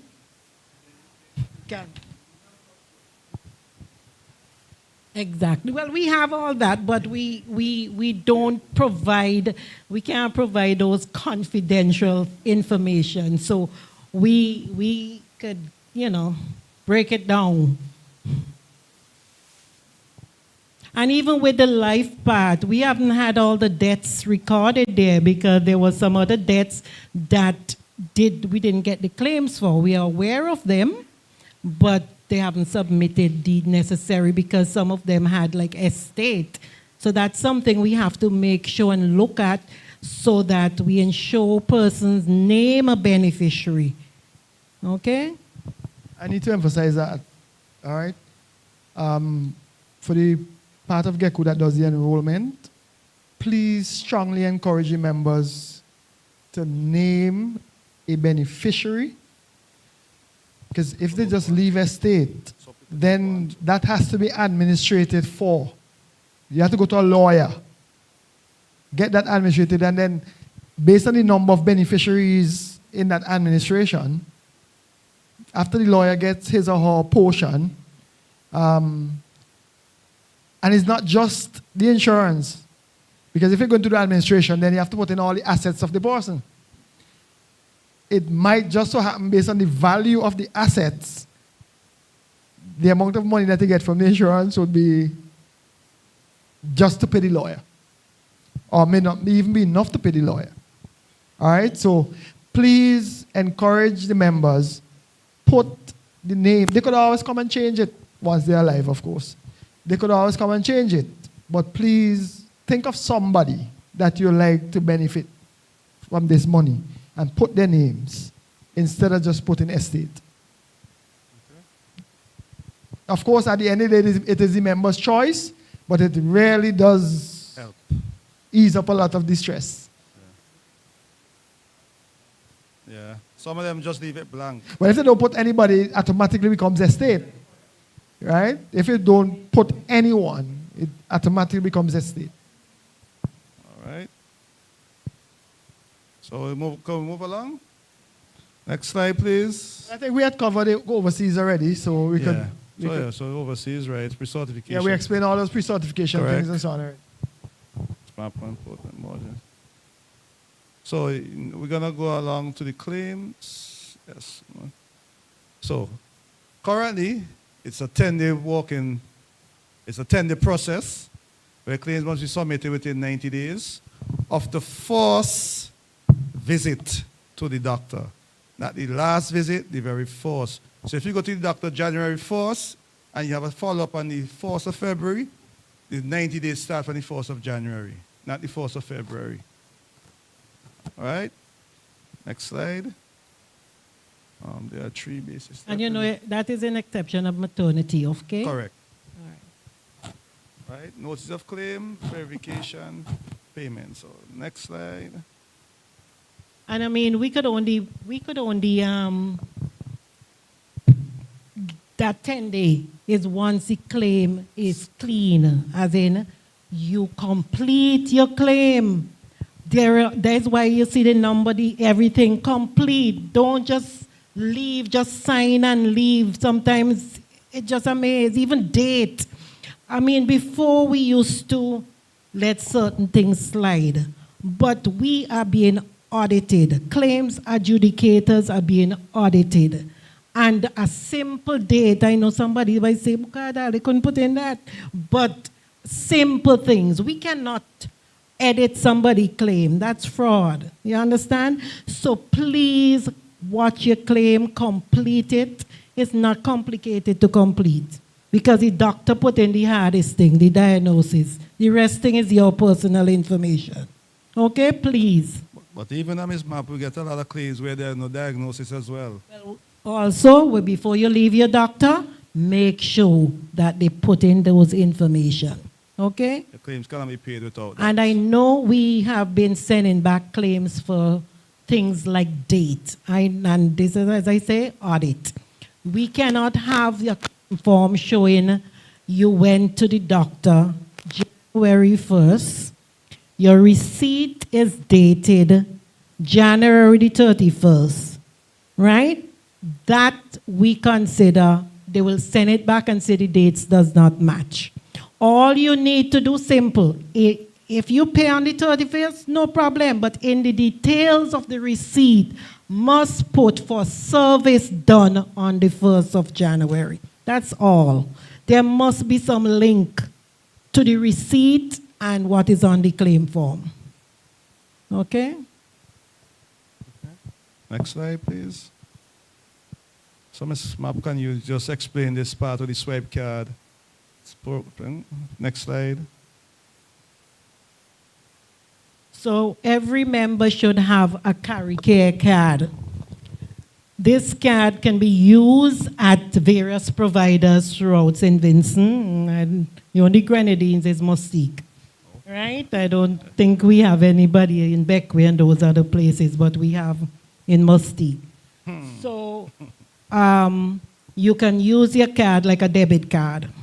You swipe, the provider will let you know how much GECCU is paying after the deductible, and they will tell you right on the spot how much you have to pay them. You pay them, and the next day, the check for the provider is ready. It's an automatic. We see the claim as soon as they swipe. We can see the claim. All right? But, the big but is that premiums, if there is outstanding premiums, so we allow 31-day grace period. If there is outstanding premiums, your claim would not go through at the provider. So all you need to do is have them complete a paper claim. Okay, until the plan, because you know sometimes the way they end the month, and if premiums don't come up on time or certain things, or if you don't pay your premium in time and all of that, the plan might be behind and you can't get your claim reimbursed. But that don't mean it would not, you just do a paper claim. Okay? And just to be clear, when Ms. Map says premium outstanding, we're not talking about your individual premium pay to GECCU. We're talking about us, SAGICO, receiving the premium for the group. All right? So you may have paid, but we have not yet received. And so our records would not have been updated that the plan's premium was paid. All right? Again, if your card was declined, just have them do a paper claim. Have them do a paper claim, and you submit the claim to the usual channels. You can still have the benefit assigned. So just that the provider on the spot cannot tell you how much you have to pay. But the benefit can still be assigned. You can call the office while you're the provider and ask us, and we could do a rough calculation for you so you know how much you have to pay the provider, and you sign the area to pay the provider, and we pay the provider. So it can work in the manual format still. Okay? And let me preempt a question. The providers, for them to have our systems to accept the cards, they have to meet certain requirements. They must have a computer. They must be online. They have to have internet access, right? And then there's an application process that they go through. Once they meet the qualifications, then we will supply them with the necessary software and hardware. All right? So that's the reason why some providers do not have our systems. Some have never applied, and some may not meet the requirements. But we are still working to get more and more providers to have these machines in place to make your life and our life easier.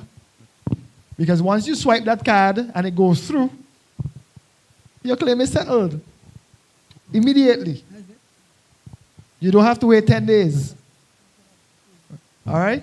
So we're still working to try and get more on, but they do have to have certain things. So this slide shows some of the providers. I think someone seemed to have a question. Oh, okay. Yeah. So these are some of the providers with dental services, dialysis clinic, general practitioners.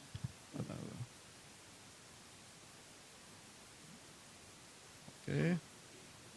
Correct. And these are some of the others, laboratories and all of that. And this information is just on our website that you can have access as well. I mean, there are a lot of things that SAGICO does that you can have independent access.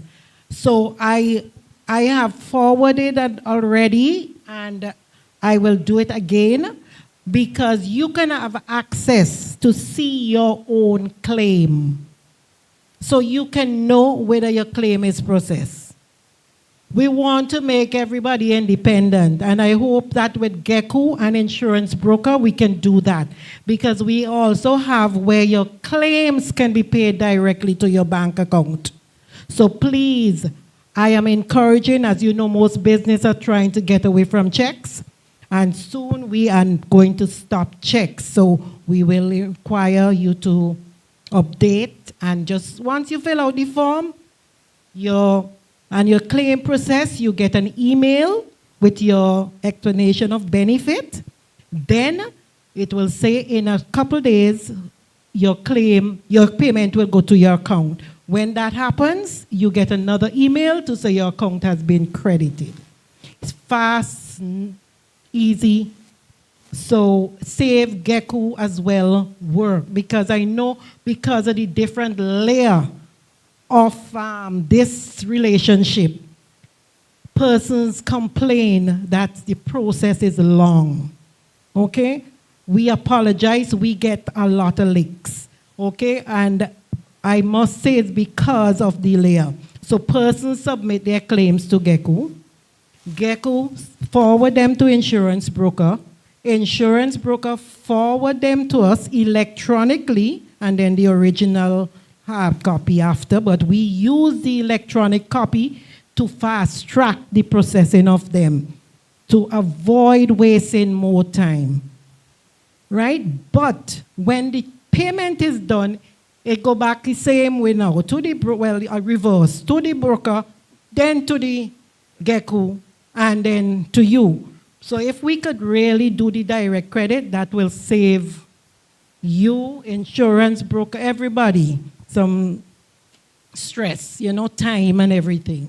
So I am speaking publicly, so the management of GECCU as well as the insurance broker, we are asking for, let us move with the times and try it. You can try it. The other credit union use it. We don't have any, they do. Their members sign up. So let us get on with that, okay? Save you some stress. All right? Pardon? Pardon? What kind of works for pharmacy? Oh, well, unfortunately, we haven't had any pharmacy on board. We have been trying, most pharmacy have a cash-only process. We have tried, and because their thing is a day-to-day cash thing, they have nobody up to now sign on. Okay, so you go, if you go to the dentist. Right, you go to the dentist. As you can see, go back, the machine is just a little thing, right?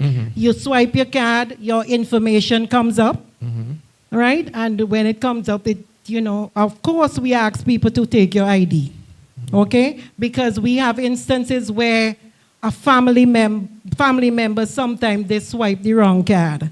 And that will affect you because, for instance, you might not have glasses, but your child had glasses. And it affects you because it's on your record. So ensure that you also have the right card. But once you swipe, your information comes up on their computer. They put in the services you had, because there are areas. They will select, of course, a diagnostic with a, eye exam, trifocal, whatever you have, lens, frames, put in all of that, put in the cost, and then submit. And once it's submitted, it tells them how much you have to pay, whether your deductible was satisfied. If not, it takes out that, and it will make all the calculation. And in a flash, you know how much you have to pay the dentist or the vision place. That's after they deduct what you would pay, what GECCU would pay, if there's extra. Yeah. What's that? Okay, so once the information is entered by the doctors or dentist's staff, right, the system will tell them how much GECCU will be reimbursing them and how much you have to pay them. Correct. So you only would pay what you are required to pay, and we will pay the difference. Correct. Okay. All right? So they get, okay. So that way, you don't have to do anything else other than just pay what you need to pay. They will give you a printout. You get a printout because you have your records, right? Our system is updated, so we have your records. I don't want us to gloss over the importance of using the correct card. Every member of your family who is on that plan have their own card. If your child is your child who is the patient who went, you use the card for the child. Right. Because if you use daddy's card, daddy's record is going to show in our system that he had this, that, or that. Now, suppose, let's use glasses. So, I wear glasses. So I went, but I had my son's card. Now, in my son's records, it's going to show he had glasses. Now, when my son next month, 2 months, 3 months from then, needs to do some stuff with his, incidentally, my son wears glasses. Yes, so when he goes, the claim will be denied because in his record, he already have glasses. And therefore, his time frame is he's not eligible for glasses until the next year or 2 years. You understand? Yeah. So it's important. Dentist, you did an extraction. Teeth number this was extracted in our records. Next year, the same teeth number comes back because a wrong card was used. So it's not your teeth that got extracted, it's just. But so that's how serious it is. And it's important because it's important to go through this because what you realize there is a kind of fiduciary responsibility on the dentist to put in because all his services have, Yes. some of them have different deductibles and what and benefit ceiling and so on. So they have to also put in the right. Yeah, but the system is very simple for them. Most of what they do is pull down, and just click and select. Okay. Most of what they do is pull and select. So it's not a laborious process. I have to congratulate you guys because you guys are way ahead of a lot of the things that are required for NHS. I have to say that because We pride ourselves in offering as easy a service as possible, good. right? Without in any way diminishing the quality of the service. Because everything these days is quick. That's what it is. Which is why it's Madam Johnny and Chairman Joe. It is paining us in terms of the process that is involved right now. It's a pain for us. All right? We need to cut out some of these steps because the members are complaining about the length of time, and that really adds to it. So if we could cut out some of these steps, it would really help everybody out. Great.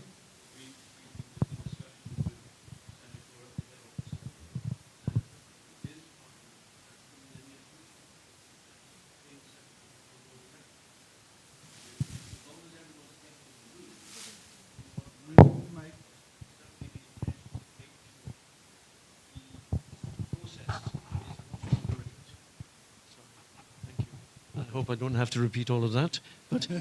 But the essence of it is that we totally agree, and we've agreed with the Paul Innes is what, the CEO for Eastern Caribbean, is that right? Yeah, Paul, Okay. yeah. So we had discussions with him last week, and we are all on the same side to make sure that claims settlements will be faster.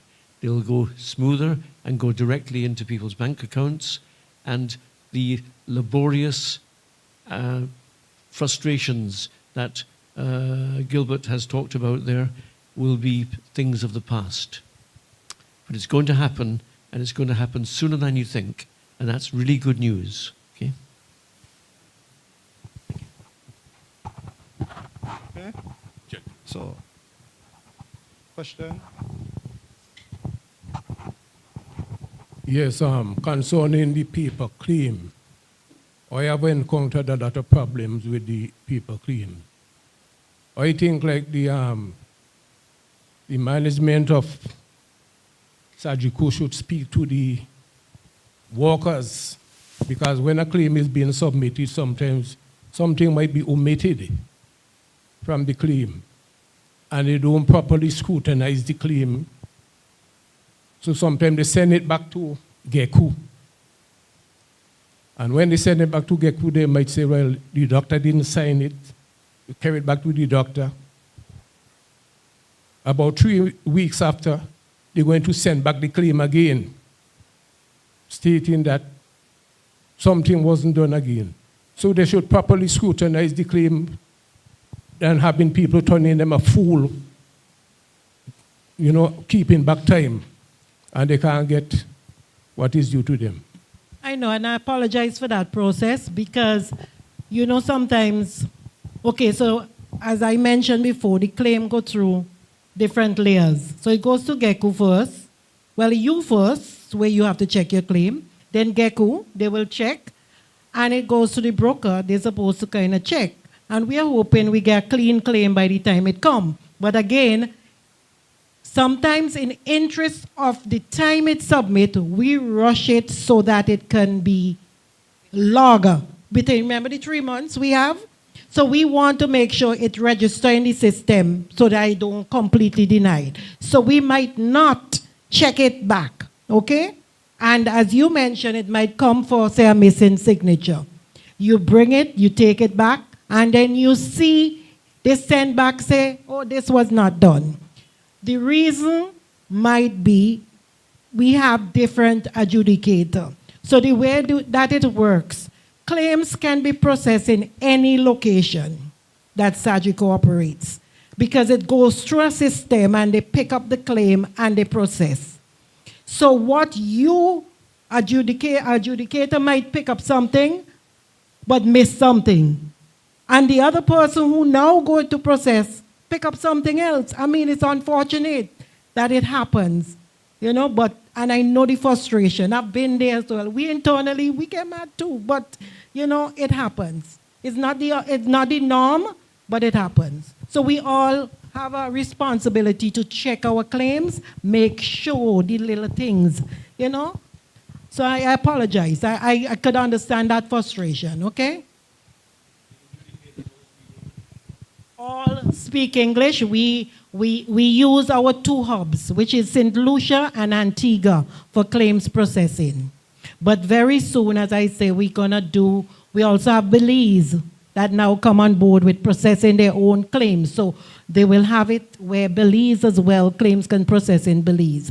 And I know sometimes person will say, so why you didn't pick up the phone, this simple, but because of that as well. When we were doing them locally, we would be a little more, you know, we know our provider, we could call a doctor, see if sometimes you don't even know behind the scene what we did.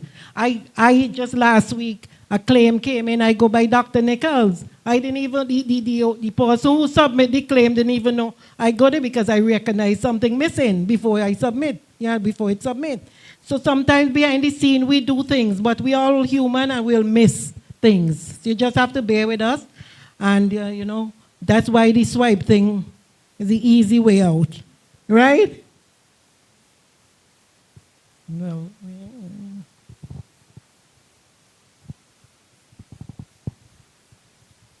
You have to understand we have over 70-something plans in St. Vincent. I think we cover most of the companies in St. Vincent and the Grenadine. So it could unrail large group. I mean, we have larger than GECCU. You might want to know who is but we do have larger than GECCU. So just think of all of that. I mean, we hoping a lot of people don't get sick, but you know you have the sick period, right? So sometimes it's quite overwhelming as it relates. And these adjudicators that process for all the, you know, Grenada, Dominica, all the countries. So sometimes it's, you know, hundreds and hundreds of claims. Okay. All right, so as you say, claims are only paid by my licensed provider. So herbalists are not covered. So and we also have some persons who do chiropractic, physical therapy, who is not certified. And when I say not certified, you have to have that either with the Ministry of Health, that certification. And if you're not, then we cannot pay because we are upholding, you know, something. Correct. Could be as well. All right, so make sure that provider is registered before you go there and submit a claim after that, okay? So limitations, you have eye examination and lenses are paid annually.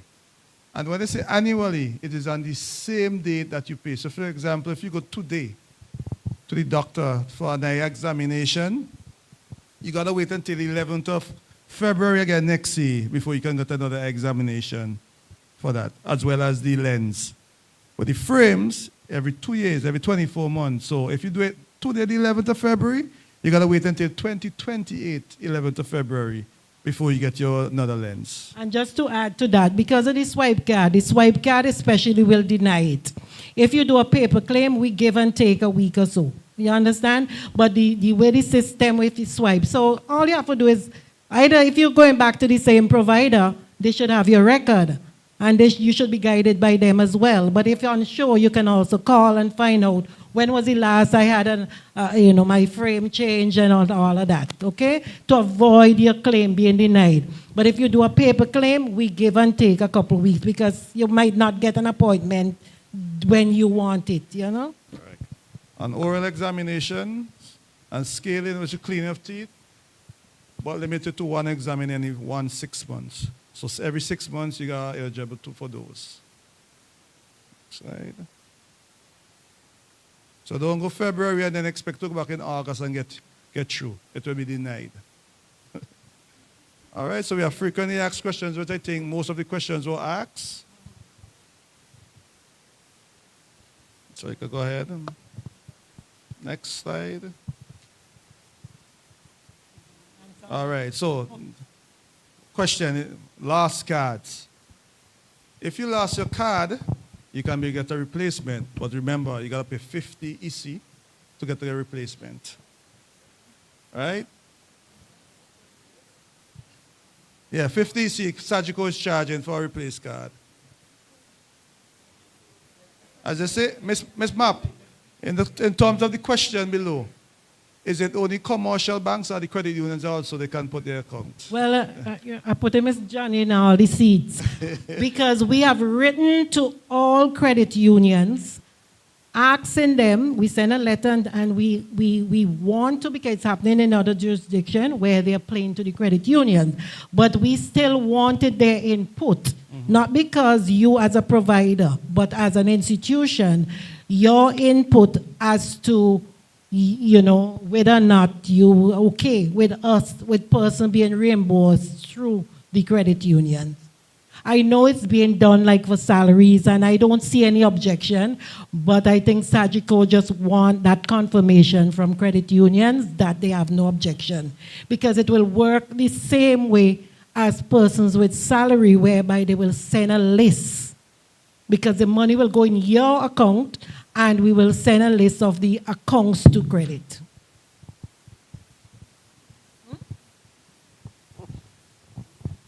So we're ready for credit unions, it's just that we're waiting for confirmation. All right, so provide your, as I said, provide your bank account information to GECCU or GECCU, and we provide it to GECCU, and then your claims can be deposited directly into your accounts. Just for clarity, we would need the account number and the type of account, whether it's a checking account or a savings account. Not loan. Not loan. So yes, so in addition, and please when you're doing it, you have to make sure that you put the correct information. All right? Oh, and that the account that you're providing is not dormant. It's an active account. Because if it's dormant, then you won't have access. If we will put money in it. But, Noel, what the banks are doing these days is allowing deposits into dormant accounts, but you can't get the money out until you reactivate the account. So, they don't prevent you from putting money in. All right, so again, the account number, please make sure it's double check that the account number is correct, and the type of account, whether it's a savings account, a checking account, or a current account. Right, so medications, can you get repeat medication? Yes, you can. You complete the claim form, and then also on it you write repeat medical prescription along with the receipt and the speed. See. Itemized receipt, please, not the one from the cash register, unless the cash register one has your name and the list of medication, okay? So you notice the bottom part about one, Ms. Map explained it earlier, overseas claims, where one of the posts recommending that you go, it must be a specialist. So because you see, one of the things they ask, so if you send in a referral that you want to go overseas, first thing they're asking us if there's a specialist locally, especially if it comes from a GP, right? So we have to tell them whether there's a specialist. If there's a specialist, that specialist is the one who will say whether or not the service can be done locally. Okay, and I know sometimes, you know, persons say, well, I ain't trust a person or whatever, that specialist, and they want to do. We have no problem where you want to go, but you'll have to understand that we would not approve it, so it would not cover your airfare, and we will reduce the amount to 40%. Okay? So I know I know sometimes we want certain things, but if you want the insurance to reimburse you, you have to follow the plan, the rules. Okay? Okay, next slide. Ms. Mappa explained that earlier, right? Yes. Next slide. Okay. Okay, so, well, I know, but, and as Tucker said previously, because we've been having a lot of issue with this in recent times, whereby, especially members of GECCU, you have to remember, once your child turns 19, we automatically terminate that child. You might not change your deduction, you might be still paying for you and a child, but in our system and our billing will show reflect that you're only paying for one. If the child within a certain period of time is enrolled, not accepted, enrolled in a learning institution, a university or whatever, and within that 6 months period that we mentioned previously, they will be auto-reinstate or go back on the plan, okay, until they are age 25, but every year they have to submit proof that they're still in a learning institution. What's the time? Okay. What's the period of time before they can go back on? No, 6 months, right? 6 months is the Right. period that anybody could reinstate on a plan. Even like you, for instance, if an employee decide to leave their workplace but come back on as a full-time employee, within that period they could go back on a plan, that kind of thing, you know? So the child, 6 months. If not, if it go over that, they have to reapply fresh.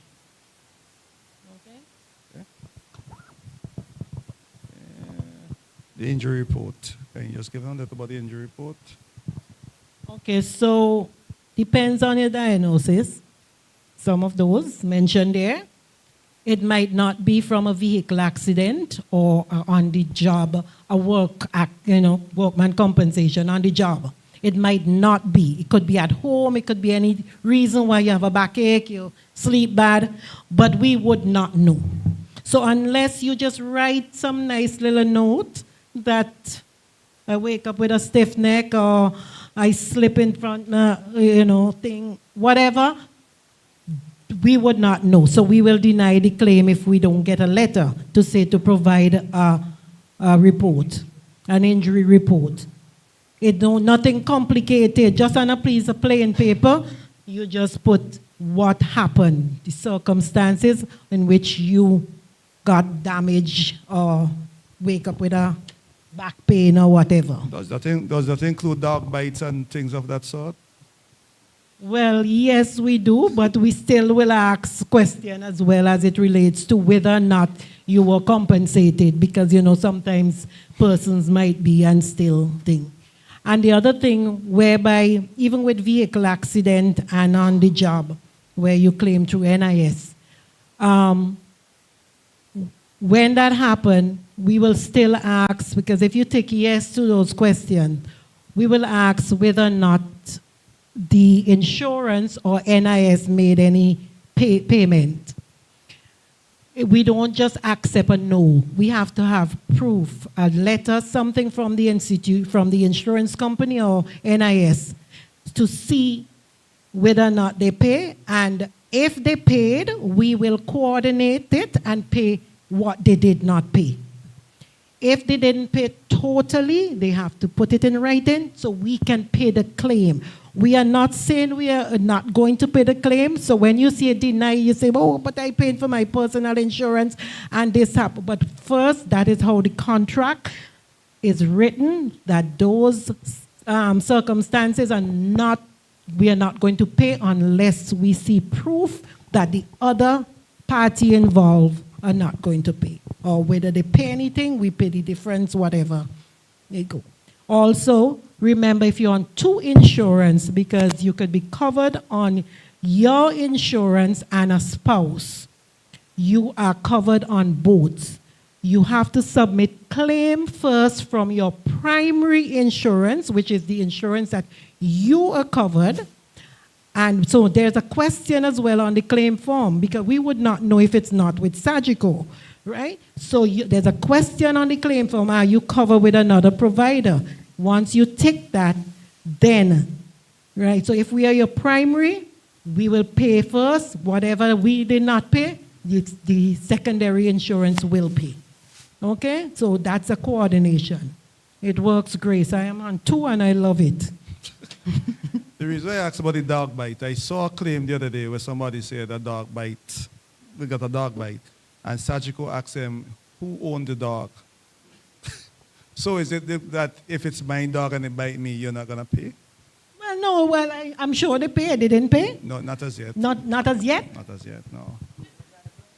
They're waiting on the answer? The answer? I'm not sure. I know. So that's one of the reasons I asked, because why does it matter who owns the dog? Why? That's something that puzzles me. Yeah, because sometimes, yeah. Okay. All right, so these are what are currently, but as you know, from the March 1st, 550 going to go to 800, and the Vision 150 going to go to 200. Next slide. And I think the life of AD&D, as you know. So as I say, currently, members under age 65, it's 20,000, as well as the accidental death and dismemberment is as well. So the life covers reduces at 65 to 10,000, and at 70 it ceases. Both of them cease completely. Hello? That's just the life portion. That's just the life portion. Not the medical. Not the medical medical. go until death. Your medical go until death. Not it's just the life part in it. Yeah. All right, same thing I just explained. Next slide, please. So the accident. Some definition. So some definition about the accidental death and dismemberment. So in the event they showed passing is accidental, the stated accidental death or dismemberment, or the AD&D benefit, is paid as a lump sum to its beneficiary in conjunction with the stated life benefit. So you can get both, basically, the stating. All right?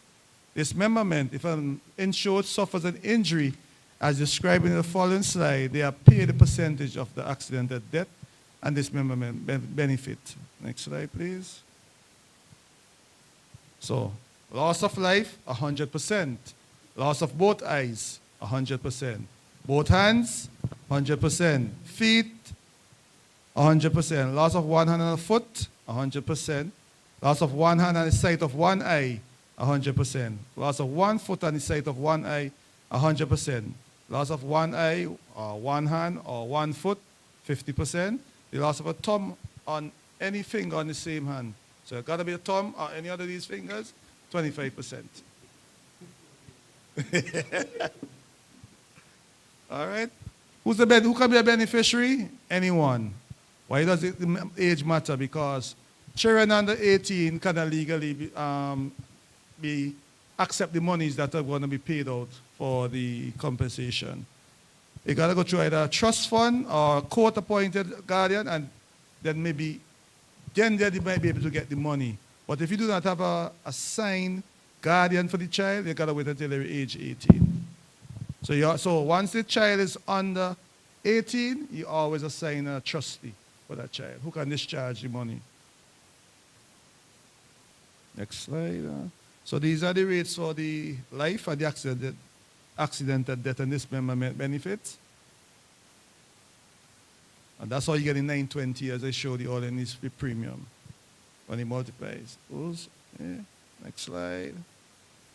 Questions, and next slide. Thank you very much. Just one thing, Tucker. If you're going to name a trustee for your child, you have to believe that this person will have your child's best interest at heart when they get the money, because the money will be paid to the trustee, all right, on the behalf of the child. Once the money goes to the trustee, GECCU, nor GECCU, nor insurance brokers have any control over what happens to that money. All right, so you choose an adult who you believe will do right by your child. If you don't choose someone, as Tucker said, it's either the court or that child has to wait until he or she is 18 years old. And then once they become a legal adult, then the monies will be paid to them. Not before. All right. Any other questions? All right. So I'll hand back over. Microphone. Thanks very much. Just to end on a light note, shall we say, testimony is always better than preaching, right? Right, Gilbert? Yes.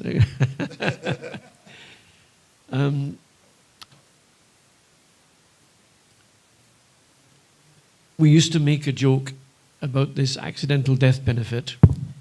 We used to say, if you're lying in bed and you think you're going to die, roll over and fall out of the bed, and then that's an accident, and you'll die because of an accident, and you'll get double. And just like that, some people used to laugh, right? Okay, good. What happened on December 19th? Thank you. VAT-free day. VAT-free day, you forgot already, yeah? So we bought a new mattress, and it was a solid mattress, you know. Now, we'd had the other one for 35 years, so it had all the right grooves and everything that, you know, I was safe in that. I could never fall out. I fell out of bed off this new mattress because it was so solid, and it really hurt. So if you're thinking about falling out of bed to claim the extra money, don't bother. It's painful, seriously painful.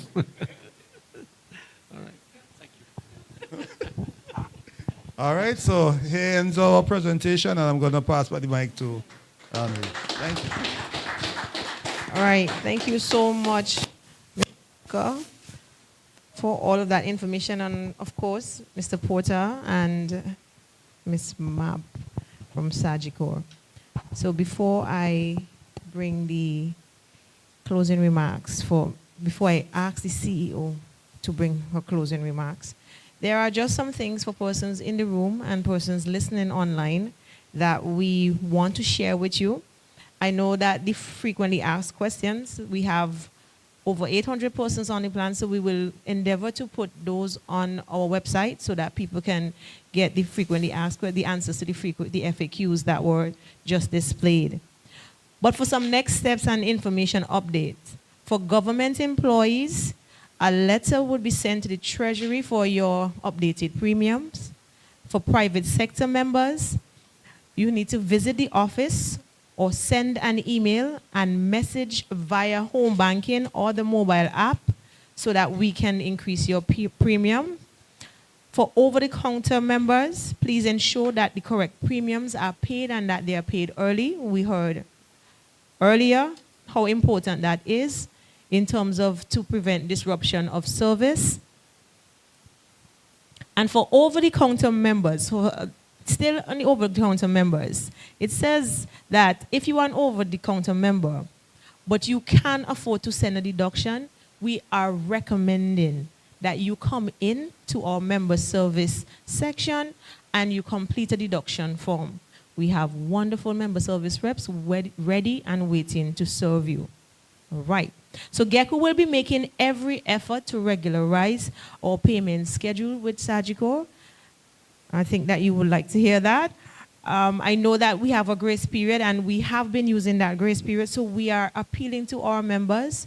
Please make your payments on time, and GECCU is going to start in earnest to try to regularize because they are due on the 1st of every month, and we currently use the grace period, so we are going to start calling you from tomorrow to come in and make an extra payment so that we can be on time.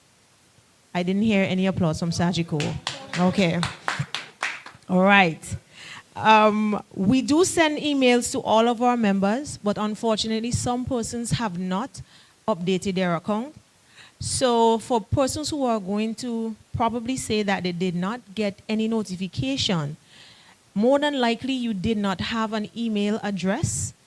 in your account. So you need to come into GECCU's office and update your information, not just your email address, but all of your information, so that we can send out information to you in a timely manner, because we try our best to inform our members of everything that is going on. In terms of, right, so that is just to say that GECCU understands and make sure that our members are our priority. So when we're sending out information, we call and we send email out, mass emails out. So we're just encouraging you to please update your account. I'm going to call our CEO, Mrs. Maxine Richards-Johnny, to give some brief closing remarks. Please welcome Mrs. I'll Johnny. be very, very, very brief because it has been a very long Well, you have to come where the camera can see. Okay, Right. so it has been a long evening, and I'm going to be very brief, couple seconds. Well, Miss Francis said some of the things that I want to say. I mean, thank you very much for attending. Thanks for the participation. Thank you for the clarities. It was very informative. And I just want to commit to GECCU's effort to ensure that the plan continues to improve. The success and sustainability of the plan depends on all of us. SAGICO, GECCU, insurance brokers, and the members. We depend on you to make your payments on time. We heard SAGICO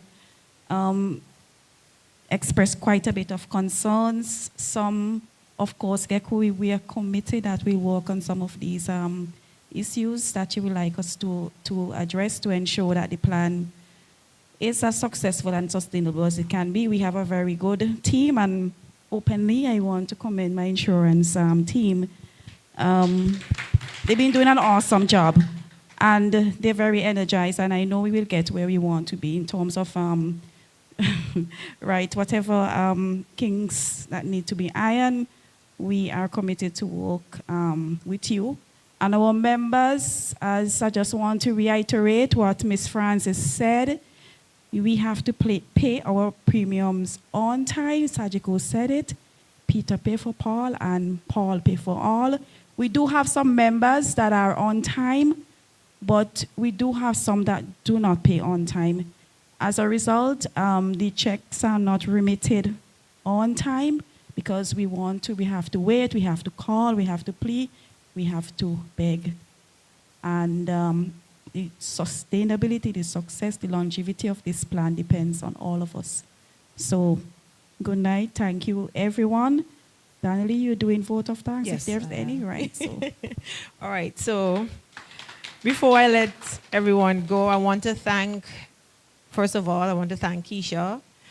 Keisha is always, there's a saying that there's nothing stronger than the heart of a volunteer, and you could ask Keisha 30 seconds before, and she would always say yes. So, Keisha, thank you very much for always doing the invocation.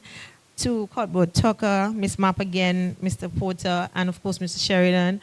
I'm planning on buying a new mattress, but I don't plan on falling off. Thank you for that fulsome engagement that you had this afternoon.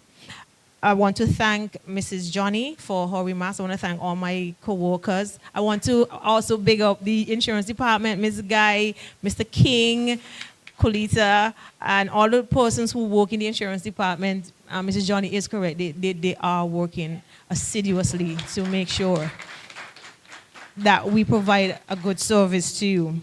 I also want to recognize the past CEO at this time.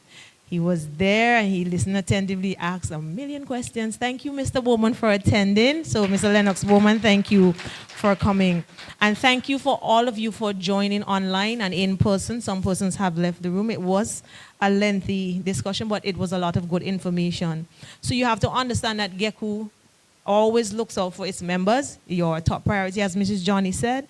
And I also remember that Mr. Porter said that GECCU's group plan is significantly cheaper than if you come as an individual. You know, there's strength in numbers, so I'm encouraging persons now, if you had any gray area or if you had any trepidation about joining the GECCUMED plan, please come into GECCU and join and sign up. The benefits are there, and there is strength in numbers, so we encourage you to join. So on that note, there are some refreshments for persons in person only. Sorry for persons online. There are some refreshments, and thank you very much for joining us. And sorry, I forgot ITFX and their wonderful team of women. All right, and Mr. Paul Gans, of course, but he has a team of women. So they can put the camera on each other to show that. So thank you very much and have a wonderful evening. Get home safe, everyone. Thank you.